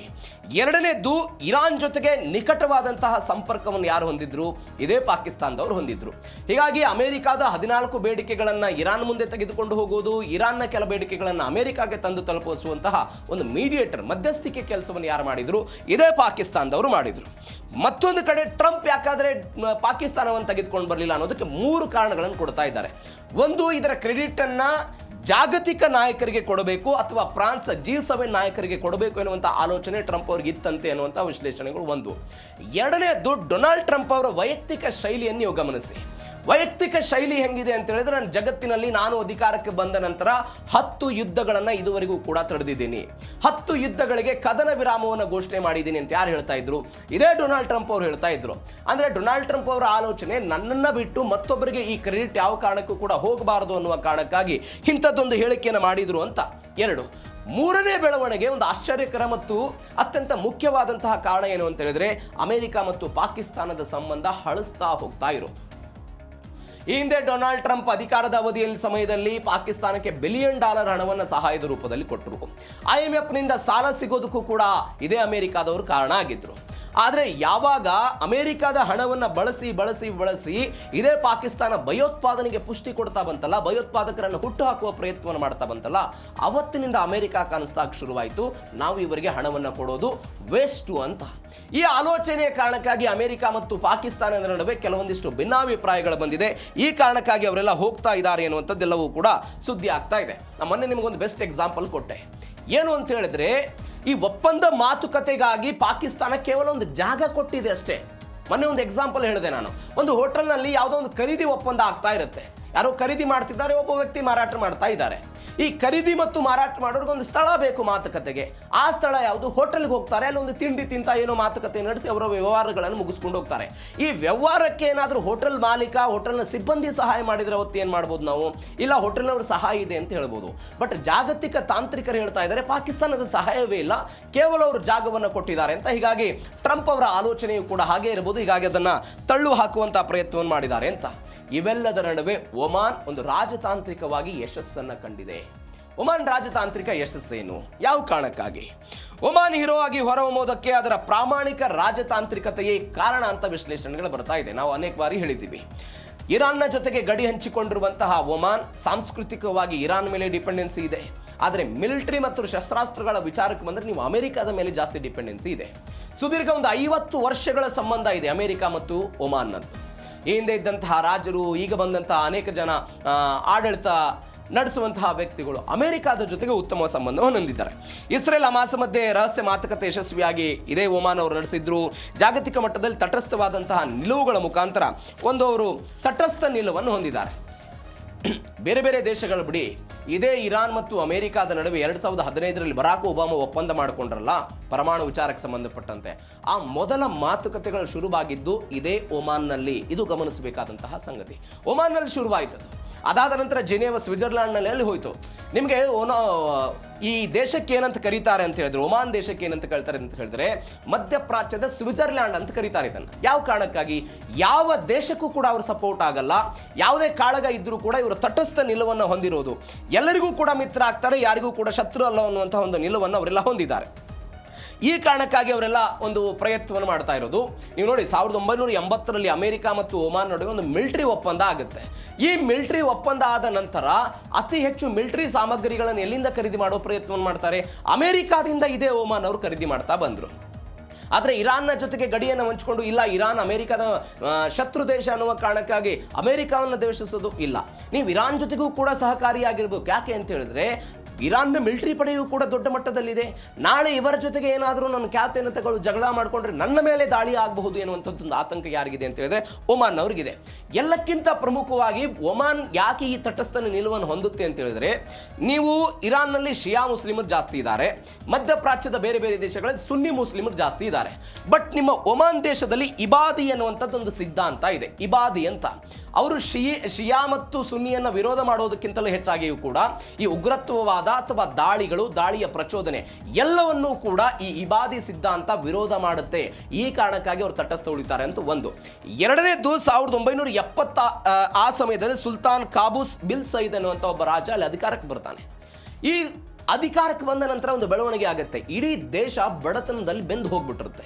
ಅದಾದ ನಂತರ ಅರಾಜಕತೆ ಸೃಷ್ಟಿಯಾಗಿರುತ್ತೆ. ಈ ಅರಾಜಕತೆಯ ಹೋರಾಟ ಮಾಡಿದ ನಂತರ ಇವತ್ತು ಒಮಾನ್ ದೊಡ್ಡ ಮಟ್ಟದ ದೇಶವಾಗಿ ಬೆಳವಣಿಗೆಯನ್ನು ಕಾಣ್ತಾ ಇದೆ. ಇವತ್ತು ನಾವು ಯುದ್ಧಗಳನ್ನು ಮೈ ಮೇಲೆ ತೆಗೆದುಕೊಂಡು ಬಿಟ್ರೆ ನಮ್ಮ ಮೇಲೆ ಅತಿಕ್ರಮಣ ಆಗಬಹುದು ಎನ್ನುವಂಥ ಆತಂಕ ಹೀಗಾಗಿ ತಟಸ್ಥ ನಿಲುವನ್ನು ಹೊಂದಿದ್ದಾರೆ. ಮತ್ತೊಂದು ಬೆಳವಣಿಗೆ ಏನು ಅಂತ ಹೇಳಿದ್ರೆ, ಶಾಂತಿ ಒಪ್ಪಂದ ಆದರೆ ಮುಂದಿನ ಸವಾಲುಗಳೇನು? ಇದು ಯಕ್ಷ ಪ್ರಶ್ನೆ. ಹೌದಪ್ಪ, ಯುದ್ಧ ನಿಲ್ಲುತ್ತೆ, ಅಮೆರಿಕ ಮತ್ತು ಇರಾನ್ ನಡುವೆ ಶಾಂತ ಮಾತುಕತೆಗಳಾಗುತ್ತೆ, ಅವರವರ ಅನುಕೂಲಕ್ಕಾಗುತ್ತೆ. ಆದರೆ ಅದಾದ ನಂತರ ಆಗುವಂತಹ ಬೆಳವಣಿಗೆಗಳ ಬಗ್ಗೆ ದೊಡ್ಡ ಮಟ್ಟದ ಚರ್ಚೆಗಳಿದೆ. ಏನು ಅಂತ ಹೇಳಿದರೆ, ಮಧ್ಯಪ್ರಾಚ್ಯದ ದೇಶಗಳು ಇವುಗಳನ್ನು ಹೆಂಗೆ ನೋಡ್ತಾರೆ ಅನ್ನುವಂಥದ್ದೊಂದು ಯಕ್ಷ ಪ್ರಶ್ನೆ ಇದೆ. Saudi Arabia, UAE, Qatar, Bahrain ಎಲ್ಲ ದೇಶಗಳು ಹೆಂಗೆ ನೋಡ್ತಾರೆ ಅಂತ. ಅತ್ಯಂತ ಕಠಿಣ ಮತ್ತು ಸಂಕೀರ್ಣ ಅವಧಿ ರಾಜತಾಂತ್ರಿಕ, ಆರ್ಥಿಕ, ಮಿಲಿಟರಿ ರಂಗದಲ್ಲೆಲ್ಲ ಬದಲಾವಣೆ ಆಗುತ್ತೆ ಈ 60 ದಿನಗಳಲ್ಲಿ. G7 ಶೃಂಗಸಭೆಯಲ್ಲಿ ಪ್ರಾಥಮಿಕ ಕದನ ವಿರಾಮ ಆಯಿತು. ಅದಾದ ನಂತರ ಶಾಶ್ವತ ಶಾಂತಿ ಒಪ್ಪಂದ ಆಗಬೇಕಾಗಿದೆ. ಇದೀಗ ಪರಮಾಣು ನಿಯಂತ್ರಣದ ಬಗ್ಗೆ ಏನು ಇರಾನ್ ಹೇಳುತ್ತೆ, ಇವರು ಯುರೇನಿಯಂ ಅನ್ನು ನಮಗೆ ಕೊಡಬೇಕು, ಇಲ್ಲದೆ ಇದ್ರೆ ನೀವು ಅಂತಾರಾಷ್ಟ್ರೀಯ ಪರಮಾಣು ಸಂಸ್ಥೆ ಮುಖಾಂತರ ಅದನ್ನು ನಾಶ ಮಾಡಬೇಕು ಅಂತ ಅವರು ಹೇಳ್ತಿದ್ದಾರೆ. ಆದರೆ ಅವರು ಕೊಡೋದಕ್ಕೆ ಸಾಧ್ಯ ಇದ್ದಾರಾ? ಅಥವಾ ಅಮೆರಿಕಾವನ್ನು ಹೊರತುಪಡಿಸಿ ನಾವು ರಷ್ಯಾಕ್ಕೋ ಚೀನಾಕ್ಕೋ ಕೊಡ್ತೀವಿ ಅಂತ ಇರಾನ್ ಅವರು ಏನು ಹೇಳ್ತಾರ? ಅದನ್ನು ಅಮೆರಿಕ ಹೆಂಗೆ ನೋಡುತ್ತೆ ಅನ್ನೋದು ಒಂದು ಪ್ರಶ್ನೆ. ಮತ್ತೊಂದು ಕಡೆ ನಿರ್ಬಂಧಗಳ ತೆರವು. ಈಗಾಗಲೇ ಮೈನ್ಗಳನ್ನು ತೆರವುಗೊಳಿಸೋದಕ್ಕೆ ಅಮೆರಿಕದ ನೌಕಾಪಡೆಗೆ ಅವಕಾಶ ಸಿಕ್ಕಿದೆ. ಮುಂದಿನ 30 ದಿನಗಳಲ್ಲಿ ಹಾರ್ಮುಜ್ ಜಲಸಂಧಿಯಲ್ಲಿ ಬೀಡುಬಿಟ್ಟಿರುವಂತಹ 16,000 ಸೈನಿಕರನ್ನು ವಾಪಸ್ ತೆಗೆದುಕೊಂಡು ಹೋಗೋದು, ನೌಕಾಪಡೆಗಳನ್ನು ತೆಗೆದುಕೊಂಡು ವಾಪಸ್ ಹೋಗೋದು ಅಮೆರಿಕದ ಮೇಲೆ ಜವಾಬ್ದಾರಿ ಇದೆ. ಅದಾದ ನಂತರ ಅಮೆರಿಕ ಇಷ್ಟು ದಿನಗಳ ಕಾಲ ಆರ್ಥಿಕ ದಿಗ್ಬಂಧನಗಳನ್ನು ಬೇರೆ ಬೇರೆ ಕಾರಣಕ್ಕಾಗಿ 79ರಿಂದ 2026 ತನಕ ಹೇರಿತ್ತಲ್ಲ, ಆ ಎಲ್ಲ ದಿಗ್ಬಂಧನಗಳನ್ನು ತೆರವುಗೊಳಿಸೋದು, $24 ಬಿಲಿಯನ್ ಹಣವನ್ನು ವಾಪಸ್ ಬರುವಂತೆ ನೋಡ್ಕೊಳ್ಳೋದು ಏನೇನಾಗುತ್ತೆ. ಯಾಕಂದ್ರೆ ಅಮೆರಿಕ ಹೇಳ್ತಾ ಇದೆ $12 ಬಿಲಿಯನ್ ಅನ್ನು ಮೊದಲ ಹಂತದಲ್ಲಿ ಕೊಡ್ತೀವಿ, ಅದಾದ ನಂತರ ಇರಾನ್ ಹೆಂಗೆ ನಡೆದುಕೊಳ್ಳುತ್ತೆ ಅದರ ಆಧಾರದ ಮೇಲೆ ನಾವು ಹಣವನ್ನು ಬಿಡುಗಡೆ ಮಾಡ್ತೀವಿ ಅಂತ ಅವರು ಹೇಳ್ತಾ ಇದ್ದಾರೆ. $300 ಬಿಲಿಯನ್ ಹಣವೂ ಕೂಡ ಅದೇ ರೀತಿಯಾಗಿದೆ. ಆ $300 ಬಿಲಿಯನ್ ಹಣವನ್ನು ಬೇರೆ ಬೇರೆದವರು ಬಂದು ಹೂಡಿಕೆ ಮಾಡ್ತಾರೆ ಅಂತ ಹೇಳಲಾಗ್ತಾ ಇದೆ. ಅದರಲ್ಲಿ $150 ಬಿಲಿಯನ್ ಹಣವೆಲ್ಲವೂ ಕೂಡ ಓಕೆ ಆಗಿದೆ ಅಂತ ಹೇಳಲಾಗ್ತಾ ಇದೆ. ಬಟ್ ಇದು 60 ದಿನಗಳಲ್ಲಿ ಏನಾಗುತ್ತೆ ಅನ್ನುವಂಥದ್ದು ಸದ್ಯಕ್ಕಿರುವಂತಹ ಪ್ರಶ್ನೆ. ಬಟ್ ಎಲ್ಲಕ್ಕಿಂತ ಹೆಚ್ಚಾಗಿ ನೋಡಿ, ಅಮೆರಿಕ ಈ ವಿಚಾರದಲ್ಲಿ ಕೆಲವೊಂದಿಷ್ಟು ಬಾರಿ ಗೆಲುವನ್ನು ಸಾಧಿಸಿದೆ. ಲಿಬಿಯಾ ಎನ್ನುವಂತಹ ಒಂದು ದೇಶ, ಅಲ್ಲಿಯ ಮುಅಮ್ಮರ್ ಗಡಾಫಿ ಎನ್ನುವಂಥ ಒಬ್ಬ ವ್ಯಕ್ತಿ ಇರ್ತಾರೆ, ಆ ದೇಶವನ್ನು ಆಡಳಿತವನ್ನು ನಡೆಸ್ತಾ ಇರೋದು. ಈ ವ್ಯಕ್ತಿ ಏನು ಮಾಡ್ತಾನೆ, ಲಿಬಿಯಾಕ್ಕೆ 1980-90ರ ಆ ದಶಕದಲ್ಲಿ ರಹಸ್ಯವಾಗಿ ಪರಮಾಣು ಕಾರ್ಯಕ್ರಮವನ್ನು ಮಾಡೋದಕ್ಕೆ ಶುರು ಮಾಡಿದ. 2003ನೇ ಇಸ್ವಿಯಲ್ಲಿ ಇವತ್ತು ಅಮೆರಿಕ ಏನು ಇರಾನ್ ಮೇಲೆ ಆರ್ಥಿಕ ದಿಗ್ಬಂಧನಗಳನ್ನು ಹೇರ್ತಲ್ಲ, ಅದೇ ರೀತಿಯಾಗಿ ಲಿಬಿಯಾದ ಮೇಲೂ ಕೂಡ ಅಮೆರಿಕ ಹೇರ್ತು. ಅದಾದ ನಂತರ ಮಾತುಕತೆ ಆಯಿತು. ಲಿಬಿಯಾದವರು ಅಮೆರಿಕದ ಆರ್ಥಿಕ ದಿಗ್ಬಂಧನಗಳಿಗೆ ಹೆದರಿ ಅದಾದ ನಂತರ ಪರಮಾಣು ಕಾರ್ಯಕ್ರಮದಿಂದಲೇ ಅವರು ಹಿಂದೂ ಸರಿಯುವಂತಹ ಪರಿಸ್ಥಿತಿ ಬಂತು. ಒಂದು. ಎರಡನೇದ್ದು, ಚೀನಾ ಮತ್ತು ದಕ್ಷಿಣ ಕೊರಿಯಾದ ಆತಂಕದ ಕಾರಣಕ್ಕಾಗಿ ಬೇರೆ ಬೇರೆದವರು ತಯಾರು ಮಾಡೋದಕ್ಕೆ ಹೋಗಿದ್ರು. ಆ ಕಾರಣಕ್ಕಾಗಿ ಕೂಡ ಅಮೆರಿಕ ಮತ್ತು ಬ್ರಿಟನ್ ಅವರು ಸೇರಿಕೊಂಡು ಕೆಲವು ದೇಶಗಳನ್ನು ಕನ್ವಿನ್ಸ್ ಮಾಡಿದ್ರು. ಅವರು ಕೂಡ ಆ ಕನ್ವಿನ್ಸ್ಗೆ ಒಳಗಾಗಿದ್ರು. ಇವತ್ತು ಇರಾನ್ ಮುಂದಿನ 60 ದಿನಗಳಲ್ಲಿ ಲಿಬಿಯಾ ಮತ್ತು ಬೇರೆ ಬೇರೆ ದೇಶಗಳಂತೆ ಕನ್ವಿನ್ಸ್ ಆಗುತ್ತಾ? ಇದು ಯಕ್ಷ ಪ್ರಶ್ನೆ ಇದೆ. ಈ ಪ್ರಶ್ನೆಗೆ ಉತ್ತರ ಕಾಲದಲ್ಲಿ ಕೊಡುತ್ತೆ. ಮತ್ತೊಂದು ಕಡೆ ಅಮೆರಿಕಕ್ಕೆ ಸುರಕ್ಷತೆ ಕಾದಿದೆಯಾ ಅನ್ನೋಂಥದ್ದು ಒಂದು ಯಕ್ಷ ಪ್ರಶ್ನೆ ಇದೆ. ಏನೇನಾಯಿತು ಡೀಟೇಲ್ಸು? ಯಾಕೆ ಅಂತ ಹೇಳಿದ್ರೆ, ನಾನು ಅವಾಗಲೇ ಉಲ್ಲೇಖ ಮಾಡಿದ ಹಾಗೆ ಇರಾನ್ ಮತ್ತು ಅಮೆರಿಕಾದ ನಡುವೆ ಒಪ್ಪಂದ ಆದರೆ ಬೇರೆ ಬೇರೆ ದೇಶಗಳು ಇವುಗಳನ್ನು ಹೆಂಗೆ ನೋಡ್ತಾರೆ ಅಂತ. ಸೌದಿ ಅರೇಬಿಯಾ ಸುನ್ನಿ ಮತ್ತು ಶಿಯಾ ಪ್ರಾದೇಶಿಕವಾಗಿ ದೊಡ್ಡ ಮಟ್ಟದ ಪೈಪೋಟಿ ಇದೆ ಉಭಯ ದೇಶಗಳು. 1979ಕ್ಕಿಂತ ಮೊದಲು ಇದ್ದಿದ್ದ ಇರಾನ್ ಬೇರೆ, 79 ನಂತರ ಒಂದು ಧಾರ್ಮಿಕ ಚಳುವಳಿಯಾಗಿ ಅಲ್ಲಿ ಅಯತಲ್ಲಾ ಅಲಿ ಖಮೇನಿ ಅಧಿಕಾರಕ್ಕೆ ಬಂದ ನಂತರ ಆದಂತಹ ಬೆಳವಣಿಗೆಗಳು ಬೇರೆ. ಹೀಗಾಗಿ ಏನಾಗುತ್ತೆ ಅನ್ನೋದು ನೀವು ನೋಡಿ, ಸೌದಿ ಅರೇಬಿಯಾ ಸುನ್ನಿ ಮುಸಲ್ಮಾನರ ಧಾರ್ಮಿಕ ಕೇಂದ್ರ, ಅಲ್ಲಿ ಮೆಕ್ಕಾ ಮತ್ತು ಮದೀನಾ ಇದೆ. ಇಸ್ಲಾಮಿಕ್ ಅನ್ನ ಜಾಗತಿಕವಾಗಿ ಮುನ್ನಡೆಸುವಂತಹ ನೈಸರ್ಗಿಕ ಹಕ್ಕು ತನಗಿದೆ ಅಂತ ಸೌದಿ ಅರೇಬಿಯಾ ಹಕ್ಕನ್ನು ಪ್ರತಿಪಾದನೆ ಮಾಡುತ್ತೆ. ಬಟ್ ಶಿಯಾ ಅತಿ ದೊಡ್ಡ ಶಿಯಾ ಮುಸಲ್ಮಾನರನ್ನು ಹೊಂದಿರುವಂತಹ ದೇಶ. 79ರ ನಂತರ ಧಾರ್ಮಿಕ ನಾಯಕತ್ವದ ಆಡಳಿತ ಶುರುವಾಗಿದೆ. ಮಧ್ಯಪ್ರಾಚ್ಯದ ವಿವಿಧ ದೇಶಗಳಲ್ಲಿ ಅಮೆರಿಕದ ಪ್ರಭಾವವೇನಿದೆ, ಸೇನಾ ನೆಲೆಗಳೇನಿದೆ, ಆ ಸೇನಾ ನೆಲೆಗಳನ್ನು ಮುಗಿಸುವ ಮುಖಾಂತರ ಮಧ್ಯಪ್ರಾಚ್ಯಗಳಿಗೂ ಕೂಡ ಇಸ್ಲಾಮಿಕ್ ಕ್ರಾಂತಿಯನ್ನ ನಾನು ವಿಸ್ತರಣೆ ಮಾಡಬೇಕು ಎನ್ನುವಂತಹ ಆಲೋಚನೆಯಲ್ಲಿ ಯಾರಿದೆ, ಇದೇ ಇರಾನ್ನವರು ಇರೋದು. ಈ ಕಾರಣಕ್ಕಾಗಿ ಶಿಯಾ ಮತ್ತು ಮುಸ್ಲಿಂ ಪ್ರಾಬಲ್ಯ ಹೊಂದಿರುವಂತಹ ಈ ದೇಶಗಳ ನಡುವೆ ಒಂದು ಪೈಪೋಟಿ ಆಗ್ಬೋದಾ ಅಂತ. ಒನ್ಸ್ ಅಗೇನ್ ನಾನು ಅವಾಗಲೇ ಹೇಳಿದ ಹಾಗೆ, ಯಮನ್ನಲ್ಲಿ ಸೌದಿ ಬೆಂಬಲಿತ ಸರ್ಕಾರ ಇದ್ರೆ ಇದರ ವಿರುದ್ಧ ಹೋರಾಟ ಮಾಡೋದಕ್ಕೆ ಇರಾನ್ ಅವರು ಹೌತಿಯವರನ್ನು ಬಿಟ್ಟಿದ್ದಾರೆ. ಮತ್ತೊಂದು ಕಡೆ ಸಿರಿಯಾದ ಅಧ್ಯಕ್ಷರಿಗೆ ಇರಾನ್ ಅವರು ಸಹಾಯ ಮಾಡ್ತಾರೆ. ಅಲ್ಲಿ ಅಸಾದ್ ಅನ್ನುವಂಥ ಒಬ್ಬ ವ್ಯಕ್ತಿ ಆಡಳಿತ ಮಾಡ್ತಾ ಇರೋದು. ಈ ಸರ್ಕಾರವನ್ನು ಕೆಡಬೇಕು ಅಂತ ಹೇಳಿ ಸೌದಿ ಅರೇಬಿಯಾದವರು ಸುನ್ನಿ ಹೋರಾಟಗಾರರಿಗೆಲ್ಲ ಸಹಾಯ ಮಾಡ್ತಾರೆ. ಮತ್ತೊಂದು ಕಡೆ ಲೆಬನಾನ್ನಲ್ಲಿ ಹೆಜ್ಬುಲ್ಲಾದವ್ರಿಗೆ ಯಾರು ಸಹಾಯ ಮಾಡ್ತಾರೆ, ಇದೇ ಇರಾನ್ ಅವರು ಸಹಾಯವನ್ನು ಮಾಡ್ತಾ ಇರೋದು. ಅಲ್ಲಿಯ ಸುನ್ನಿ ರಾಜಕಾರಣಿಗಳೇನಿದ್ದಾರೆ ಅವರಿಗೆ ಸೌದಿ ಅವರವರೆಲ್ಲ ಸಹಾಯ ಮಾಡ್ತಾ ಇರೋದು. ಅಂದ್ರೆ ರೆಸಿಸ್ಟೆನ್ಸ್ ಬಣ ಅನ್ನುವಂಥದ್ದೇನಿದೆ, ಈ ರೆಸಿಸ್ಟೆನ್ಸ್ ಬಣಕ್ಕೆ ಇವತ್ತು ಅಮೆರಿಕ ನಾಳೆ ಏನಾದರೂ ಅಮೆರಿಕ ಮತ್ತು ಇರಾನ್ನ ಜೊತೆಗೆ ಮಾತುಕತೆ ಆದ್ರೆ ನಮ್ಮ ಬಣಕ್ಕೆ ಜಯ ಸಿಕ್ತು ಅಂತ ಇರಾನ್ ಅವರು ಹೇಳ್ಕೊಂಡು ಓಡಾಡಬಹುದು. ನೋಡಿ, ಹೌತಿ, ಹಮಾಸ್ ಮತ್ತು ಹೆಜ್ಬುಲ್ಲಾದ ಮುಖಾಂತರ ನಾವು ಅಮೆರಿಕವನ್ನು ಕೂಡ ಮಣಿಸಿಬಿಟ್ಟಿವೆ ಎನ್ನುವಂತಹ ಸಂದೇಶವನ್ನು ಯಾರು ಕೊಡೋದಕ್ಕೆ ಶುರು ಮಾಡಬಹುದು, ಇರಾನ್ನವರು ಕೊಡೋದಕ್ಕೆ ಶುರು ಮಾಡಬಹುದು. ಮತ್ತೊಂದು ಕಡೆ ಬೇರೆ ಬೇರೆ ದೇಶಗಳಲ್ಲಿ ನಾವು ಅನೇಕ ಬಾರಿ ಉಲ್ಲೇಖ ಮಾಡಿದ 80-85ರ ದಶಕದ ನಂತರ ಮಧ್ಯಪ್ರಾಚ್ಯಗಳಲ್ಲಿ ಹೆಂಗೆ ಅವರೆಲ್ಲ ಸೇನಾ ನೆಲೆಗಳನ್ನು ಬಿಟ್ಟರಲ್ಲ, ಅವುಗಳನ್ನು ಉಳಿಸಿಕೊಳ್ಳಬೇಕಾದಂಥ ಅಮೆರಿಕಕ್ಕೆ ಒಂದು ಅನಿವಾರ್ಯತೆ ಇದೆ. ಇದಕ್ಕೊಂದು ಎಕ್ಸಾಂಪಲ್ ನೋಡಿ, ಮಧ್ಯಪ್ರಾಚ್ಯದ ದೇಶಗಳಿಗೆ ಒಂದು ಆತಂಕ ಇದೆ. 2001ರಿಂದ 2021ರ ತನಕ ಸುದೀರ್ಘ ಒಂದು 20 ವರ್ಷಗಳ ಕಾಲ ಅಮೆರಿಕ ಏನು ಮಾಡ್ತು, ಪಕ್ಕದ ಅಫ್ಘಾನಿಸ್ತಾನಕ್ಕೆ ಬಂದು ತಾಲಿಬಾನ್ ಸರ್ಕಾರದ ವಿರುದ್ಧ ಹೋರಾಟ ಮಾಡಿ ಅಲ್ಲಿ ಭಯೋತ್ಪಾದನೆಯ ವಿರುದ್ಧ ಹೋರಾಟ ಮಾಡ್ತೀವಿ ಅಂತ 20 ವರ್ಷ ತಮ್ಮ ಸೇನೆಯನ್ನು ಹಾಕಿದ್ರು. 2021ರಲ್ಲಿ ಅಫ್ಘಾನಿಸ್ತಾನದ ನಾಗರಿಕರ ಸುರಕ್ಷತೆಯನ್ನೂ ಕೂಡ ನೋಡದೆ ಒನ್ಸ್ ಅಗೇನ್ ತಾಲಿಬಾನ್ ಸರ್ಕಾರ ಅಫ್ಘಾನಿಸ್ತಾನಕ್ಕೆ ಬಂದಾಗ ಅಮೆರಿಕ ಏನು ಮಾಡ್ತು, ತನ್ನ ಎಲ್ಲ ಸೇನೆಯನ್ನು ವಾಪಸ್ ತೆಗೆದುಕೊಂಡು, ಜೋ ಬೈಡೆನ್ ಸರ್ಕಾರ ವಾಪಸ್ ತೆಗೆದುಕೊಂಡು ಹೋಯಿತು. ಇವತ್ತು ಮಧ್ಯಪ್ರಾಚ್ಯದ ಆತಂಕವೂ ಕೂಡ ಅದೇ ಆಗಿದೆ. ಇರಾನ್ ಜೊತೆಗೆ ಒಪ್ಪಂದ ಆದರೆ ನಮ್ಮ ದೇಶದಲ್ಲಿರುವಂತಹ ಸೇನಾ ನೆಲೆಗಳು, ನಮಗೆ ಸಿಗ್ತಾ ಇರುವಂತಹ ಭದ್ರತೆ ಏನಾಗಬಹುದು ಎನ್ನುವಂಥ ಆತಂಕ ಇದೆ. ಹೀಗಾಗಿ ಏನಾಗುತ್ತೆ ಆ ವಿಚಾರದಲ್ಲಿ ನೋಡೋಣ. ಮತ್ತೊಂದು ಬೆಳವಣಿಗೆ ಏನು ಅಂತ ಹೇಳಿದರೆ, ಇಸ್ರೇಲ್ನ ನಿಲುವು ಮತ್ತು ಭದ್ರತಾ ಆತಂಕ. ಏನೇನಿದು?